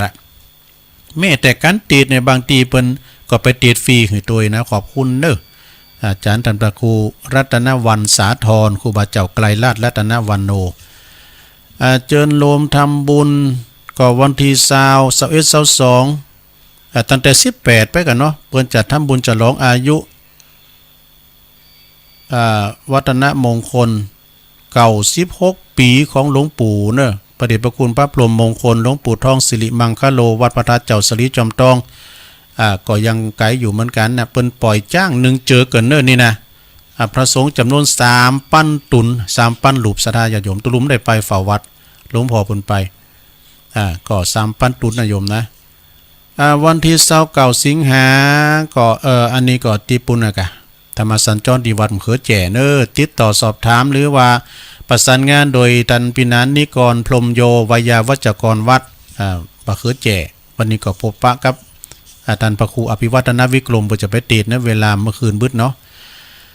แล้วก็เจิญรวมทำบุญ1กันยาก่อตันสังติวัดพระธาตุดอยหล่อเนอ1กันยาตุลุงก็จำปินต้องไปโจยกุปีพระอธิการจิตอนาลโยเนาะปลงชั้นวิทย์เขาปลงจรูนอินใจคำเขาแล้วก็วันที่5กันยาก็สำนักสงฆ์ไร่บกบงก็ทำบุญสังฆทานเหมือนกันท่านอาจารย์อนุชาหรือวัตุปีไก่ปลงแม็กเขาเนาะปลงเอกนลินเขา6กันยาก็ที่วัดพระธาตุดอยน้อยเนอะตรงกับวันเดือน8เดือน11ออก8ค่ำพอดีนะวันที่6นี่นะก็เวลา9 โมงเนอะที่วัดพระธาตุดอยน้อยก็มากินมาทานกัน6กันยาเหมือนกันที่วัดวังขามป้อมท่านพระอธิการพงศกรกัลยาณธรรมโมตุปีน้องเฮาเนาะตุปีน้องนี่เป็นว่าภูมิลำเนาบันเกิดเปิ้นอยู่วัดทุ่งปากเกร็ดพุ่นเนาะวัดทุ่งปากเกร็ดดอยสะเก็ดเนาะเปิ้นว่าวันเกิดวัดบันเกิดเป็นมีปุณนะเปิ้นมาปิ้นตุโลงปุโตมาสร้างวัดสร้างวาที่นี่การกรุงลุงเรืองขยายตีไปแถมซื้อตีเพิ่มถึงวัดแถมเนาะก็วันที่6กันยาเนอะที่วัดวังขามป้อมอำเภอดอยหล่อเฮาเนี่ย7กันยาก็ตาล้อเนาะสำนักสงฆ์ตาล้อจัดต้านตุนเงินเนาะก็ใกล้ๆกับวังขามป้อมนะ7กันยา8กันยาก็เพิ่นจะมีตานเข้าสลากพัฒทหารที่วัดป่าอัมพวันเนี่ย8กันยานะที่อำเภอดอยหล่อเฮาเนี่ยพระอธิการรัตภพนรินโทเนาะ8กันยาเนี่ยเข้าสลากพัฒที่วัดอัมพวันหรือว่ากลป8กันยาเหมือนกันที่วัดหนองผาขาวหลายปิ้งเนอเจ้าคณะตำบลตะขึ้นแล้วเพิ่นก็มาออกท่านพระครูสัทธิสารคุณเพิ่นก็มาออกรายการนะเปิ้นจางจางจ้าตอบปัญหาได้หมดพระครูสุเมธพระครูสมหวังพระครูสถิตนะ3ตุนเปิ้นมาเมื่อคืนแล้วนี่เนาะ17กันยาก็ที่วัดยางกวงเนอะเปิ้นก็จะมีตานเข้าสลากพัฒทหารโดยเอาสลากโยกันไปเนอะที่ท่านผอเฮา17กันยาที่วัดยางกวงสลากพัฒทหารประจำปีแล้วก็วันที่10กันยาเนี่ยก็เจิญลูกศิษย์ลูกหาศรัทธาญาติโยมโทรไปรวมทำบุญฉลองอายุวัฒนมงคล80ปีของหลวงพ่อพระครูอินทยานรังสีครูบามาเนอที่วัดพุทธนิมิตรอำเภอจอมทองเปิ้นปิ้นเจ้าคณะอำเภอจอมทองด้วยเนอเปิ้นก็จะมีถวายเสนาสนะกันดำหลายอย่างนะครูบาอาจารย์ก็นักลอยปลายกันเนอวันที่10กันยาเนอ10กันยาก็ไปทำบุญฉลองอายุวัฒนมงคล80ปีของหลวงพ่อท่านพระครูอินทยานรังสี เจ้าคณะอำเภอจอมทองเจ้าวาดวัดพุทธนิมิตรพระจะไปออกโครงทานพระจะไปหับสังพระจะไปมุทิตาจิตจะมีช่อดอกไม้ช่อกระเช้าแบรนด์ก็เอาไปถวายหลวงพ่อเนอะเปิ้นเจริญอายุมา80ปีหลวงพ่อเปิ้นมีโรคภัยไข้เจ็บนะเปิ้นก็เป็นคุณที่ว่าภูมิต้านเนอะหลวงพ่อเปิ้นภูมิต้านน่ะเปิ้นคล่องแคล่วว่องไวถึงแม้นอายุ80ปีแต่เปิ้นก็ยังกระชับกระเฉงนะมีโรคภัยไข้เจ็บอันใดฉะนั้นก็ไปกันเนอะที่วัดพุทธนิมิตรเปิ้นจะมีการทานในวันนั้นเนาะทำบุญอายุแล้วก็เจิญโลมทำบุญของคณะสงฆ์ตำบลยางครามอำเภอดอยหล่อเฮานี่แหละเปิ้นจะมีกิจกรรมธรรมสัญจรณที่สำนักสงฆ์ม่อนปู่อินเนอร์วันที่6กันยานะ6กันยาเวลาบ่าย2โมงเป็นต้นไปมีการถ่ายทอดเสียงจากคืนเก่า16คืนเก่า11โดยก็จะมีสนทนาธรรมเหมือนกับที่วัดยางครามนะโยมนะไปฟังกันเนอะคณะสงฆ์ก็มีเจ้าคณะตำบลพระครูสถาพรพัฒนารังสีนะเจ้าคณะตำบลยางครามวัดใหม่พัฒนาปิ่นเก้าปิ่นการปิ่นประธานก็ท่านพระปลัดภพสังวโรอันนี้เป็นปิ่นเลขาแล้วก็ปิ่นเจ้าสำนักตัวยนะก็ไปกินไปทานกันเนอะที่สำนักสงฆ์ม่อนปู่อินอันนี้ก็ประกาศย่ำดำกำหนึ่งว่าวัดอันจ้างกรรมเนอวัดท่านพระมหาประสิทธิ์ธรรมาภินันโทปริญธรรม8ประโยคเปิ้นจะมีการทำบุญครั้งที่12ทำบุญฉลองอายุวัฒนมงคลโดยแล้วก็เปิ้นจะมีในวัยของเปิ้น55ปีแล้วก็ทำบุญตอดป่าเปิดจัดซื้อตีดินหือน้องควายด้วยเนอะไปจะปิ้นจะภาพก็ตารางเมตรละ200 บาทพระจะไปออกโครงทานวันที่31นะโยมเนี่ย31สิงหาวันผู้วันฮือเนี่ยนะเปิ้นจะมีงานบุญใหญ่ทำงานหนึ่งก็คืองานฉลองอายุวัฒนมงคลอาจารย์ประสิทธิ์ท่านพระมหาประสิทธิ์ธรรมาภินันโทปริญธรรม8ประโยคแล้วก็เปิ้นปิ้นประธานอปตตัวที่วัดจ้างกรรมนะโยมเด้อพระจะไปออกโครงทานพระจะไปรวมทำบุญปิ้นจะภาพสังก็ดีไปปิ้นจะภาพอย่างต่างๆก็เวลา8โมง9โมงนี่ก็พระสงฆ์อายุ80ปีเก่ารูปเปิ้นก็จะได้เจริญพระพุทธมนต์เนาะจำเริญพระพุทธมนต์ให้กับท่านอาจารย์ท่านพระมหาเพื่อไปปิ้นกำลังคิดกำลังใจเสริมดวงชะตาชีวิตปิ้นมงคลให้กับท่านมหากับญาติโยมด้วยนะ80ปีขึ้นไปเนี่ยครูบาอาจารย์นี่หาอยากเนอะเก่ารูปจะเจริญพระพุทธมนต์สืบชะตาเวลา9โมงเนาะต่อจากนั้นก็เวลาก่อนเตียงนี่ก็จะมีพระสงฆ์ทั้งนั้นในที่การเปิดออกรายการออกรายการธรรมะบ่ว่าจะปิ้นละปูนเจียงใหม่บ่ว่าจะปิ้นเว้งป่าเป่าเพิ่นจะมากันหมดไผไข่หารตนโตของพระครูปริยัติชัยวัดก็ดีครูบาวัดอันท่านพระครูปฏิภาณธรรมทินหลวงพ่อใหญ่เฮาวัดพระนอนจอมผอก็ดีนะตุปินนัดเขาดุงใจเขามาหมดนะปลายป้ออาจารย์ท่านมหาเปิ้นก็บอกว่าจะมีซอของเปาหลงประพันธ์แก้วเก๋ด้วยเนอะเนี่ยดูโหลุงใจไอแซมสู้ซ่าก็จะไปเนอะจะไปซอฟังนะสถานแล้วมีลิเกโดยดูเปิดม่านทำการแสดงนะกับคณะอย่างก็ไปพอเอาเนอะมีอีกเกโดยนะที่วัดจังกับในวันที่31เนอะปากันไปหลายๆพระจะไปเปิดโครงทานก็ไปนะเชิญรวมทำบุญสมทบทุนเดี๋ยวตกไปละสมทบทุนในการสร้างมณฑปจตุรมุขสูง12เมตรและกว้าง6เมตรนะเพื่อประดิษฐานรูปเหมือนของครูบาตันปัญโยอดีตเจ้าสำนักวัดมอนปู่อินนะที่วัดมอนปู่อินเหมือนกันก็6นะวันที่เฮาธรรมสัญจรนะ6กันยานั่นน่ะเด้อท่านพระปลัดภพสังวโรลูกศิษย์เอกเปิ้นก็ฝากประกาศมาเนาะขอเชิญรวมทำบุญอันนี้ก็งานบุญใหญ่ทำบุญหนึ่งนะฮะคณะศิษย์แล้วก็จะจัดถวายมุทิตาสักการะประเดชพระคุณหลวงพ่อพระธรรมเสนาบดีอายุวัฒนมงคล70ปีสืบชะตาหลวงแบบล้านนาณมณฑปพระหยกจตุรทิศที่วัดดอยสัพพันยูอำเภอแม่วางจังหวัดเชียงใหม่ในวันอาทิตย์ที่1กันยายนโยมเวลา9โมงปิ้นตุ่นไปจึงกราบเรียนแล้วก็เจริญพรมาหือทราบกันบอกกันโตไปเนาะต่อไป พอหลวงพ่อนี่เปิ้นก็มีคุณูปการแก่ทุกวัดเปิ้นฟื้นฟูวัดว่าอารามล่างต่างๆวิทยุเฮาฟังทุกวันก็เมตตาบารมีธรรมกันมีเปิ้นเอาไปได้ฟัง96เนี่ยนะญาติโยมทั้งหลายเนาะต่างอยู่บุญดอยประธานดอยสุเทพก็ไปลืมนะวันที่1กันยาเนาะ1กันยาก็ที่วัดดอยสัปปัญญู15กันยาไปเวยหน่อย15กันยาก็ที่วัดปากล่องตำบลน้ำดิบเน้อเวลากะโมงเปิ้นตานสัง13กันยาถวายสังฆทานที่วัดดอนชื่นเวลากะโมงก็อำเภอดอยหล่อเฮานี่แหละ13กันยาก็ที่วัดพระธาตุโขงขาวเวลา9 โมงนะตานสังที่วัดโขงขาวพระธาตุโขงขาว21กันยาก็ที่วัดโบสถ์น้ำดิบเน้ออันนี้เปิ้นจัดตานสังฆทานแล้วก็พระจะบินเจ้าภาพก็สังตุ500สังน้อยสังเด่นก็300พระครูประหลัดพบท่านพระครูประหลัดท่านนงชัยยาพลโนตุปิหนุ่มเฮาเนาะ21กันยาก็สลากภัตทหารที่วัดม่อนห้วยแก้วท่านพระครูกัลยาณปราโมทย์ปลงแดงเขา21กันยาเนอะไปปักกันที่วัดม่อนห้วยแก้วสลากภัตทหารเอาสลากโจกไป13กันยาก็สลากโจกนะสลากย่อมในสลากโลงเนอะของพี่น้องเจ้ายองหนึ่งเดียวในโลกสลากภัตทหารตุ่นหมื่นไปไข่หันก็ไปพอเนอะอลังการงานปอยอย่างได้ก็ไปพอเถอะที่วัดประทาดเจ้าหริปุนใจเนอะสุดไม่สร้างสุดไม่สีสุกนะตุ่นไหนก็เป็นหมื่นนะสถาน13กันยาเนอะสลากย่อมสลากหลงตีวัดประทาดหริปุนใจ12ปิงแล้วก็13กันยาก็ที่วัดประทาดดอยสุเทพโดยเนอเพิ่นก็มีสลากวันนั้นเหมือนกันเดือน12ปิงเหมือนกันที่วัดดอยยาวใต้ก็สลากภัตทหาร13กันยานะตอนเจ้าเนาะตอนบ่ายก็ไป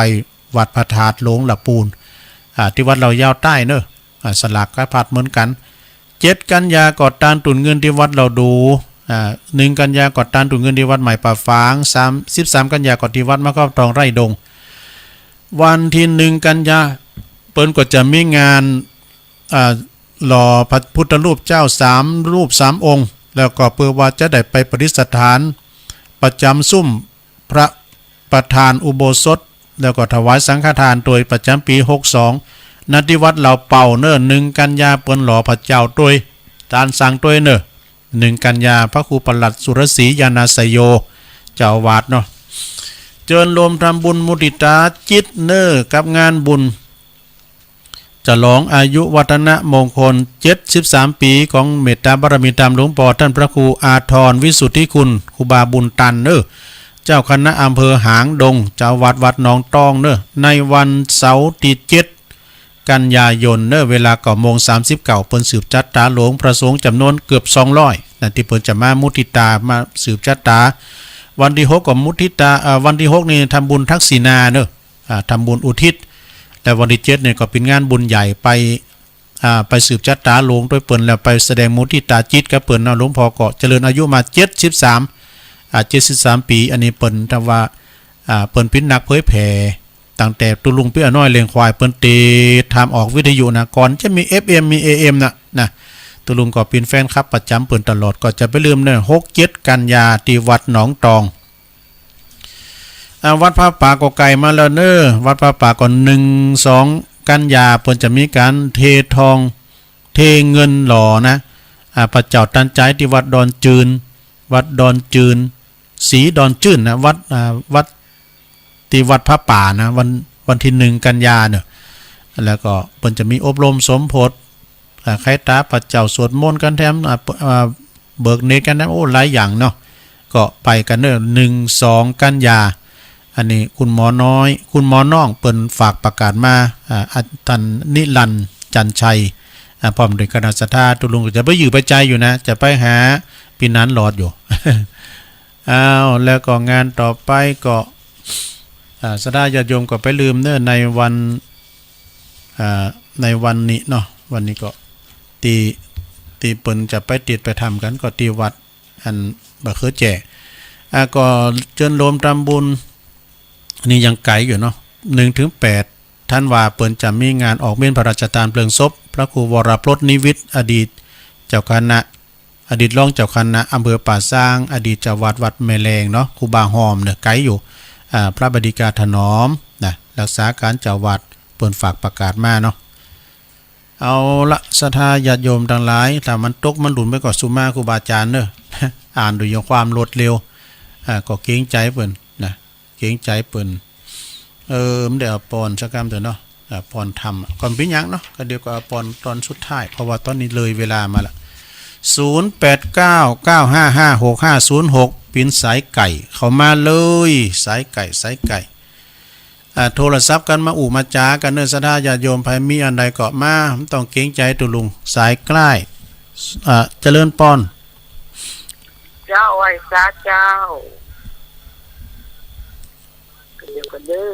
มีกันยุคอนเจ้าวันนี้สินใหญ่เน้อ11ดับบุญเชิญไปทำบุญไปวัดกันเจ้าทำเฮียตอนนี้ไปรอหึงเขาพอเจอหนุ่มเนาไปวัดของเน้อเจ้าพุทธตั้งหลายตกใจออกเน้อไปวัดของเน้อยินดูทุกเจ้าลูกเนนตั้งหลายได้ลูกหนึ่งเขาสะท่าหนุ่มเขาบอกไปวัดกันเดินไหนสีเจอบอกมีถึงวันตรงใดเดินปันบอกไว้แล้วเจ้าเห็นชิ้นต้องตอนพอเมแก่เขาวันบุกตอนเจ้าฟังต่อเนื้อยาเจ้าวันนี้คำยองวันละกรรมเนอะเจ้าคำว่าโยเขาโลกันนอกปุกหน้าโลกันเนอะเจ้าภาษาไทยแปลว่าลงแขกเนอะเจ้าเจริญปอนลงแขกเพิ่นว่าหุมซากันนั่นเนาะทางเฮาเพิ่นว่าลุงเพิ่นว่าหุมซาเจริญปอนนมัสการเจ้าหลังกาดแม่สาวนี่เจ้าแม่จันสมงานบุญเยอะแยะเลยเนาะนั่นนี่ถ้าอยู่ใกล้ก็จะไปร่วมเดียวเจ้านี่อยู่ไกลไว้หน่อยเนาะปิ้นยังฟังก็ดึงโมเนาะหลังกาดแม่สาวถ้าวันที่วันที่5กันยาก็ว่าอย่างที่จะเปิ้นจะมา5ตุลาบ่5ตุลาบ่ตุลาบ่ก่อนเนาะตุลาแล้วก็วันที่อย่างก็ที่เปิ้นจะไปซบเตือนวันที่19ตุลามา19ตุลาถ้าเปิ้นว่าน้ำบาสวาเฮาก็จะได้หอมตามกระถินไปเนาะยินดีหน้ากากการไผไม่ได้ไปก็หอมหันเลยที่เฮาจะไปที่ปุณณซบเตือนฝากหอมกันได้เนาะหอมกันได้การประชาสัมพันธ์ให้ได้เจ้าขอบคุณหลายๆเด้อแม่จันสมเด้อเจ้าเป็นคนแอวบ้านแต่กะตาแล้วมึงไปใครโคกะใครโคของสุธีเดิมกิฟลินได้จะประชาสัมพันธ์ให้ขอบคุณหลายๆเด้อสาธุหลังกาดแม่สาวแม่จันสมเนาะตัวแทนพี่น้องตั้งแม่อายเจริญปอนให้แต่ชัดเลยลุงแม่ปราณีมาละจะลุงจะโทษที่ท่าครูเขาจะคืนกับว่าข้าวรัดดีกันใส่เล็กใส่ยูท้ายน่ะคืนแต่ว่าใส่เล็กใส่ยูท้ายน่ะว่าข้าวเหรอเนี่ยน่ะฟังชัดเจนดีเนาะฝนตกก่อกินฝุ่นมาตกก็ลุงผลแย้งแต่ว่านี่น่ะดีละว่าเต็งอันมูพระครูคืนมาได้เหรอโควิดเชงเข้าไปใส่เล็กน่ะยินดีเนอแม่ปราณีตุนพึ่งงานต้องงานไม่ใช่ซับมีหลายอย่างเล่นมีหลายอย่างอีกกี้ก็มีซอก็มีไปฟังบ่เตอไม่เล่นไฟเลยไม่ทำไม่เป็นฉี่ไฟฟังอยู่ที่บ้านเพราะเจเพื่อจะไปถ่ายทอเสียงตัวเจเพื่อจะถ่ายทอยินดีสาธุไม่2 โมงน่ะเนอะแม่ปราณีเจริญปอนเจ้าภาพมาแล้วแม่หมอน้อยขอบคุณหลายๆเนอะแม่บุญพินเดียวเจริญปอนอันนี้โรงพยาบาลลานนาแม่บุญพินเนอะเจริญปอนให้ข้าเจ้าอันนี้ก็แม่ไพอะแม่อัมไพบ้านขวางแม่อัมไพบ้านขวางมันจิ้มเหมือนเจอสุมาเด้อท่านพระครูบรรโทมาน่ะแม่ไพตุลุงเปิ้นฟังตุลุงตลอดเนาะอัมไพเนาะบ้านขวางนี่แฟนคลับประจำตัวแทนพี่น้องบ้านขวางเร็ว อเกิน น่าก็ ฟังเจ้าแล้วเนาะ เจ้าฟังเลยที่เอาไปจิ้มลูกกันแน่ โอ้ตื่นเจ้าเฮ็ดได้ เจ้า วันนี้ตุ้ม ของแม่ชาย กะเจ้ามันไซซ่อนนะที่เปิ้นโทรกันมาสเตอมันอย่างตุลุงออกรายการไปทันเตอเปิ้นโทรมาเนาะอย่างน้องบิวโทรมาน่ะมันไซซ่อนตอนตีหนึ่งเนี่ย โอ้ตีหนึ่งนี่ตุลุงลูกตัวแหละวันนี้ลูกควายหน่อยนะตี2 9นาทีอ่ะนาฬิกาปลุกตอนนั้นลูกเด้อตี2 9นาทีว่านี่หาลูกเจ้ากับว่านี่ตีหนึ่งลูกอ่ะยินดีนะแม่อำไพเด้อบ้านขวางสาธุตัวแทนพี่น้องบ้านขวางเด้อเจริญปอนเจ้าไว้สานะเจ้าแม่ลิหอยโทกเจ้าโอ้ได้ฟ้าจางไหลวานั้นลูกข่อยแล้วไปเจ้าไปพินหยังก็รับดีละเจ้าหอยโทกนี่อำเภอบ้านโฮ่งเจ้าฟังอยู่นะเจ้าฟังติ๊กเด้ออันเดียวก็ฟังแถมเนาะขอบคุณแม่ลินักๆเด้อสาธุแม่ลิหอยโทกก็ฟังเป็นประจำอัลลาฮัลโหลเจ้าภาษาเจ้าตลุงอันนี้แสนพรหมแม่สุทัศน์วันนี้จะไปธรรมะสัญจรนี่อันที่ตำบลนี่เจ้าเมื่อตอนเนี่ยเปิ้นมีธรรมะสัญจรพระครูมังฝางว่าอันพระครูเนี่ยเนี่ยตีเปิ้นมาเตียดบางคำป้อมฮะครูสุศักดิ์ที่เปิ้นอยู่ไปเฮียวแล้วลุงไปเมืองฟ้างเนี่ยอันนี้เปิ้นนี่ก็ไม่ริมนี่ก็ไม่ริมแม่นอันนี้ก็เปิ้นเป็นธรรมะบันเทิงเหรอเจ้าบันเทิงฟังแล้วดิมเหงาลับออกจ้ะชัดเจนนี่เนาะแม่เนาะชัดเจนเด้อโอ้ขอบคุณหลายๆเด้อแม่เซียวแม่สุทัศน์ดีมูลแสนพรหมทุ่งปีเนาะโอ้ครูบาตังดอยแดนก็โทรมาเด้อสุทัศน์เหมือนกันนะเจริญปอนโอ้แม่จันเนาะจันน้อยแม่หลวงอ่ะโอ้แม่หลวงสายฝนสุมาเนี่ยก็ว่าแม่จันดวงพรหมแม่หลวงสายฝนทับทีไปตุนนั่นนะเสียงคล้ายๆกันน่ะใช่แต่เสียงแม่หลวงนี่หนุ่มหน่อยเสียงแม่จันเสียงคล้ายๆกันน่ะเหมือนปีกับน้องใช่เสียงจุ๋มว่าเหมือนกันกันน้องผ้าขาวฟังเจ้าแล้วกะเจ้าเปิดเจ้านี่ลูกเจ้าหน่อยเต้นในไหวพระด้วยกันอยู่ก้าโอ้ดีแล้ววันนี้ไปวัดเนาะเจ้ากำลังใจนะขอบคุณแม่หลวงสายฝนหนักๆเด้อสาธุมึนๆในเปิดจะโทรมาหาตุลุงไว้เตอนึงนะแม่หลวงเนี่ยเป็นหนักบุญเหมือนกันเด้อไปกินแป้ตานกุฏิเจริญปอนว่าสายเจ้าตุลุงแม่เพนกะว่าไปเลยว่าสายเจ้าแสงไฟสว่างตาแสงธรรมะสว่างใจสว่างตาได้แสงไฟสว่างใจได้แสงธรรมเจ้าฟังชัดเจนด้วยกระจัดตุลุงเด้อโอ้ดีแล้วขอบคุณหลายๆเด้อว่าสายเจ้าเจริญปอนเนี่ยอันนี้เปิ้นอยู่บ้านตัดจ้างไกลๆกับบ้านไอ้ขจรพอใจหรือว่าจิตอาสาเนาะต่างไอ้นิกรชายน้อยเขาเนี่ยเจริญปอนไว้สาครับตุลุงมาแล้วปอเล่งโควิดดอยหลังถ้ำครับวันที่31ตายกันของคำนอแน่นอนกะแน่นอนครับเป็นกำลังใจให้ตุลุงเสมอโอ้ยินดีโอ้ไม่ได้เจาะยายผมที่ตุลุงแผ่เมตตากะคะแนนติวตุลุงเป็นตัวจะไปแอวโซนเด้อมันเนาะอันนี้เกษตรกรเนาะตรงนี้สบายหน่อยตุลุงไม่ได้ใส่น้ำมันฝุ่นเจ้ยดีนี่ฝุ่นตกดีกันเนาะครับเปิ้นก็ว่าระมัดระวังตั้งแต่เช้าเก่าไปนะเปิ้นว่าพายุเปิ้นจะเข้าอีดอกจะไปมาทำงานเปิ้นเด้อเนาะนี่ของมันอยู่ที่คำนั้นนั่นน่ะม่วนนะแกเพราะว่าผมเมาไปนี่เป็นกำลังใจให้ทุกคนขอบคุณหลายๆจ้ะอันนี้ก็ไอโควิดดอยหลังถ้ำอันนี้แฟนครับประจำกูรายการเจริญปอนพระเจ้าอันนี้แม่ฟองบ่บ้านน้ำต้นเจ้าแม่ฟองก็มึนๆเลยแม่ฟองดีกะ ดี๋ยวจะ ดี ไป กั วัดละ แม่วางแต่กันเนาะ เจ้า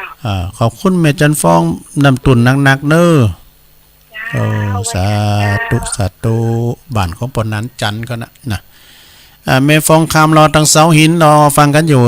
เจริญปอนฮัลโหลติดแล้ว เจ้าสวัสดีเจ้าตุลงเจ้า โยมอยู่ตั้งใดจ๊ะ โยมสมคิดเจ้า เออ โยมไม่แต่เจ้า สมคิดอยู่แม่แต่เนาะแม่สมคิด เจ้าไม่สมคิดเจ้า แม่แต่ เป็นวันเจ้า โอ้ดีกะแม่แต่นี่อยู่อำเภอหยังก่อ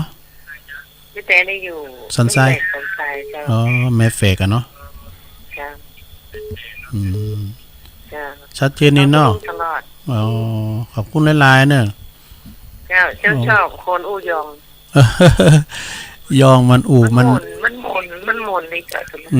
มันก็เป็นมนต์เสน่ห์ของแต่ละภาษาเนาะ เจ้าตอนนั้นเจ้าเขาไปเป็นสาวรุ่นเพิ่งใช้ลำไยที่ นี่ก็มันลุกเจ้า บรรลุตูป่าเนาะ เจ้า ตอนนั้นก็ยองเท่านั้นนะไปตามตู แก ป่าน นี่ เออ แกนน่ะ ฟังเจ้าแล้วเนาะ เจ้า โอ้ แกนนี่มันเป็นไรอ่ะ ฮะ ฟังวันค่ำเป็นว่าอีจันทร์นะ นั่นก็อีเจนเนี่ยวันนี้วันเจนเนี่ยกะอ่า อย่าเต้นไหนกับตันนั่นเองนะ เจ้า มันต้องเปด้วยอันมันจะคือแล้วเขาพอดก้าเนี่ยโมงก้าเนี่ยมันจะต้องมันบุ้งก็คือปิดนะ เอาขอบคุณเนอะแม่สมคิดเนอะโตเขาก็ฟังเปิ้นเขาก็ว่าฟังเปิ้นโมนเปิ้นฟังเขาเปิ้นก็โมนฟังกันไปถึงวันให้กำลังใจกันเนาะเอาสายที่13เจริญปอน ครับมาจากการครับตุลุง โอ้อันนี้ตั้งใดนี่ เคยแก่ครับเคย อ๋ แก่ อมาแล้ววิยาวัจกร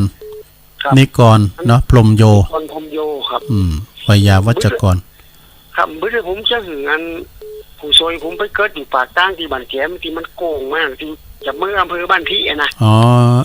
แล้วผมจะถึงผู้ซอยไปเกิดอยู่หันแล้วรถสีดำจะมีธงธรรมจักรอยู่ข้างหลัง อากะเกิดหันโบกสะบัดที่ขนาดนี้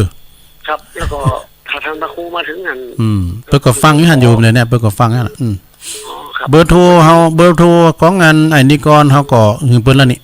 แต่มีแล้วเปิ้นสอนเส้นทางเปิ้นก็จะเบอร์โทรนั่นน่ะกันเนาะ อ๋อ เฮานี่ก็ล็อกไว้นี่แหละให้ไอ้นิกรนะทั้งพี่นานเอามีนี่แหละ อ๋อครับครับ ไปกันหลายๆเด้อนะมื้อนะฝนก็ตึมตก คุณนะขนาดผมจัดอย่างอลังการ กามคือแจ่นี่ก็บ้านเดียวกันเลยกินน่ะบ่ตรสถาเปิ้นกว้างเนาะ ผมเดี๋ยวมัน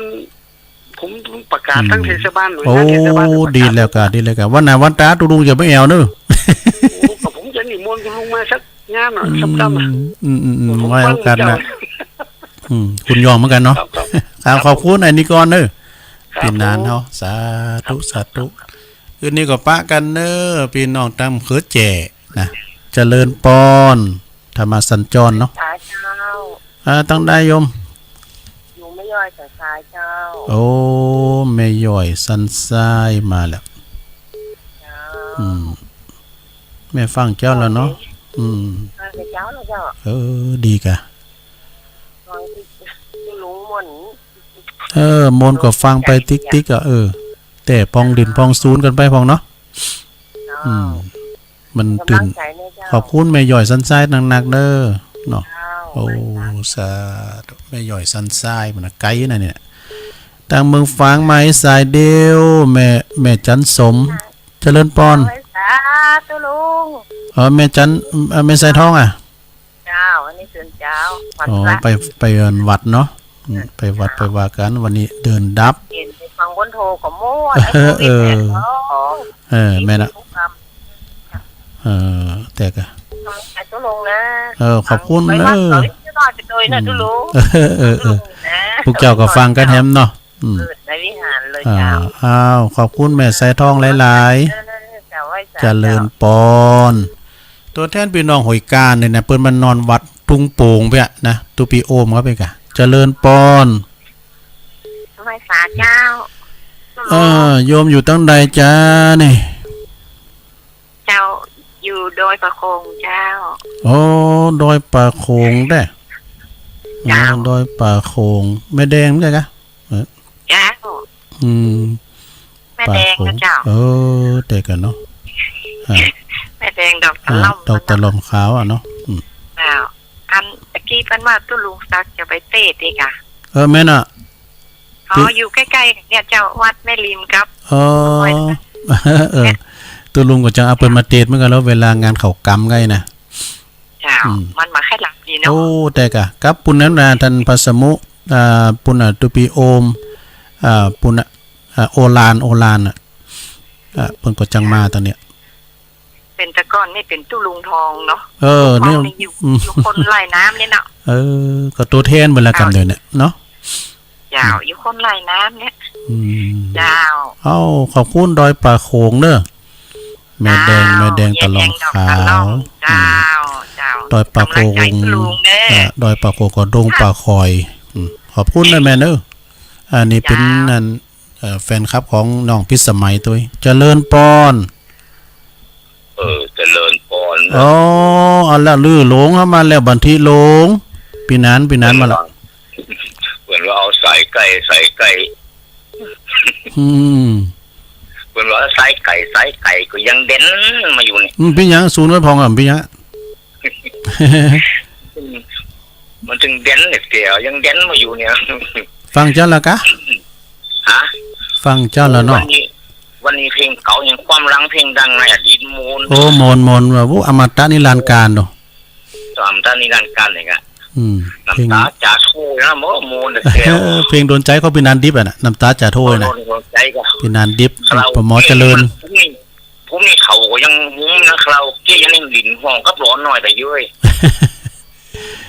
วันนั้นตุลุงใจก็จะมาซอดู31อาทิตย์จังกรรมจะได้ไก่กันแน่ ที่ไรไก่กันแต่กัน ลุงใจไอแซม ไว้ออกภาษาเลยไว้เอาให้มันสักวันนึง นั่นก็เอาหากันป้องกันคือสู่ลุงหากันเนาะเปิ้นป้องกันมีเกี่ยวสหายข้ามเนาะ เสียงโทรหากันนี่ นั่นก็นั่งฟังดุเนี่ยฝนตกก็ต้องปุ่นนะ ว่าตกว่าตกว่าก็ เดี ต ยว ก ว่าแต่ว่าอ้อยซีแล้วนี่ก็ ขึ้นแล้วนี่มันตกเฮ้ยว่าตอนบ่ายก็แดดในบทโทตาเขาพอดกันเนาะ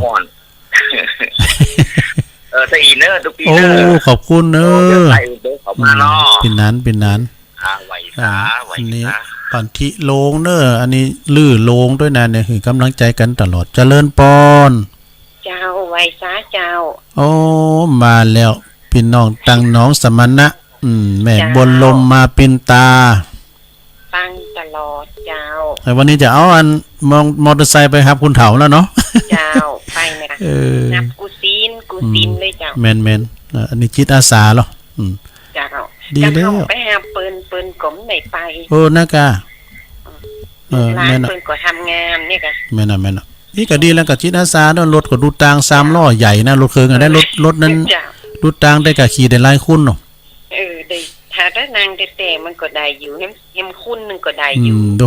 3 คุณ 4 คุณนี่นะ แม่แตงอ่อนแล้วไปเดี๋ยวเพิ่นเจ็บแข้งเจ็บขา โอ้ ไปอยู่ แม่แตงอ่อนเพิ่นนั้น แล้วนี่ เพิ่นก็โทรมาอยู่ เพิ่นจังโทร แล้วนี่ก่อนอันเจ็บแข้งไปไม่ลูกละฝากของไป เป็นยังแม่บุญแล้วแม่บุญสุภายองแล้ว โอ้ มือ แม่ ก็ บุญเนี่ยเปิ้นไปตลอดอัน อ๋อ นั้นน่ะ แม่บุญนี่ก็ ดินเลย แม่น ดินเก้าอยู่อันวัดหากะ ดีกะ เจ้า โอ้ มันโมนดีอยู่วัดอ่ะ แม่นมันเฮาอยู่วัดอยู่ว่านี่มันโมนบ่โตเฮาดูตางอู่กันดูตางเราขวานใจได้อันดูตางอู่กัน ว่าก็ไปป้าแม่ไข่เกี่ยวอยู่เน้อแม่ไข่เกี่ยวก็ว่าฟังถึงว่า แม่ไข่แก้วก็อยู่พวกอันบกตุ้ยอ่ะ บอกก็หา บกก็หาเจ้า ปานนั้นเพิ่นฟังตลอดเอาย่างตุลุงเลยเหรอ เจ้าไปปีนห้องเฮนคุณเฒ่ากันอย่างแล้วไปปะกัน ดีแล้ว ยังก็ปิ้นเยมดเจ้า ก็อันน่ะกะไปปิ้นหยังอย่างตุลุงว่าเนี่ยอยู่คนเดียวโดดมันได้มันต้องมีเจ้าหมูเจ้าฝูงหนักๆดีละโอ้อย่าแม่บ่ลมในซอนอนี่มันถึงบ่โดจิตอาสาแต่ เจ้าเป็นกำลัง ใจอีกเนอะฟังอยู่ตลอด ขอบคุณหลายๆเนอะ เจ้าไว้ สา เจ้า ธุจิตอาสาแถมทันหนึ่งเวลาแรงมาเขาวิทย์แรงแกงวิทย์หมอปักกะทิสามแยกเนอะของกินของหวานก็มีหนักมีหลาย เจริญปอน ไหว้สาเจ้า โยมอยู่ตั้งใดจ้ะฮะ มีต้นเปาสำหรับแปลงเจ้า โอ้ตุนเป่าสันกำแพงบุญน่ะได้ เจ้า ใครกับดงบงป่าเอื้องกะป่าสันกำแพงตุนเป่าสันกำแพง มา เนาะ ทิ้งเจ้าก่อน อืมก่อนตุลุงเคยไปปล่อยลุงเออแม่ฟังเจ้าละกะตุนเป่าอ่ะ เจ้าความเจ้าแล้วเจ้า มันใกล้บ่อสร้างเหรอ บอก ก็ ได้ บ่อสร้างนี่ตุลุงไปหมันกำก่อนอ่ะ บอกสร้างมันหมู่3อ่ะ เออ หมู่9บ้านไม่โฮม เมื่อก่อนนั้นเพลงนั้นดังได้แต่เนาะสมัยตุลุงพี่น้อยนะงามแท้แม่นาย โอ้สาวบ่อสร้างแห่งสันกำแพงนั่นนะเด้อ สร้างเจ้า สาวบ่อสร้างสันกำแพงนี่ก็หลายกะเปิ่นฟังกันหนักอยู่เนาะตุนเป้านี่สันกำแพงแม่ชื่อหยังก่อนสุมาเด้อ แม่ลีเจ้า แม่ลีอ่ะ เจ้าแม่อาลี อ๋อแม่อาลีเนาะโอ้ขอบคุณแม่อาลีหนักๆเด้อโทรมาหมันๆกันบ่เด้อ เจ้า ขอบคุณแม่เด้อสุดอัน เจ้า สาธุแม่อาลีตุนเป่าสันกำแพงบักไก่กับเนี่ยนะสันกำแพงเจริญปอน ไหว้สาเจ้าดูลุง โอ้มาแล้วแม่อามอนจากท่าดอยคัง เจ้าฟังอยู่เนอะนี่ลูกเจ้าน้อยอย่าไปวัดฟัง แต่กะ แต่ว่าได้โอ้ย อืม อูดูลุงนั่นกะโทษเตือนเนาะคือกำลังใจ อากะมึนๆในก็เย็บไม้ก้ามอันแต่ลืมจือนะอันก็ไม่ได้ตักตาย ชอบอันทั้งแม่บ่โทษแม่ก็ถึงฟัง อ๋อแม่น่ะ ทั้งเทพเพิ่นก็ฟังกันเพิ่นเอาดูลุงอูสเปเหระก็ม่วนดี มันอู่กำเก่ากำหลังของตุลุงมาอู่เนี่ยมันขีดติดพันน่ะสับเตยก็มันใจเลิงเอามาอู่ไว้เนี่ย นั่นน่ะมันที่เก่าที่หลังเฮาเกยผ่านมาอู้กันฟังก็ม่วนดีดูลุง แต่ก่อนสมัยเล่นควายลินพายนะคือว่าลินพายใส่เหนียวกันเนี่ยนะมันลินพายสมัยก่อนน้อยโลมันจะว่าลินพายแบบการพนันหน่อยล้างไล่นะมันใจนะ นั่นแหละเขาไปจะอ่านเนาะ มันจะไปอย่างนั้นแล้วก็มันจะติดเป็นนิสัยตุลุงการพนันกูสิงกูอย่างเมาสักอย่างเนาะลินเล็กลินห้อยก็เมาเนาะมีก็บอกเพิ่นได้นั่นน่ะได้เสนะ พัฒนามาตั้งนี้แล้วก็จึงดีแล้ว แม่น่ะลุงก็ได้อยู่ในผ้าเหลืองนี่นะปูมันอู้กันแต่คืนนึงอ่ะโอ้มขึ้นแล้วนิมนต์ได้กะตุลุงก็ฟังจนจบแถวลุงนานบ่ เจ้าม่วนดีแล้วก็ พระครูสุเมธ ไปโกกันตึงตันเปิ้นแล้วก็ โอ้สายเปิ้นกว้างสายเปิ้นหนัก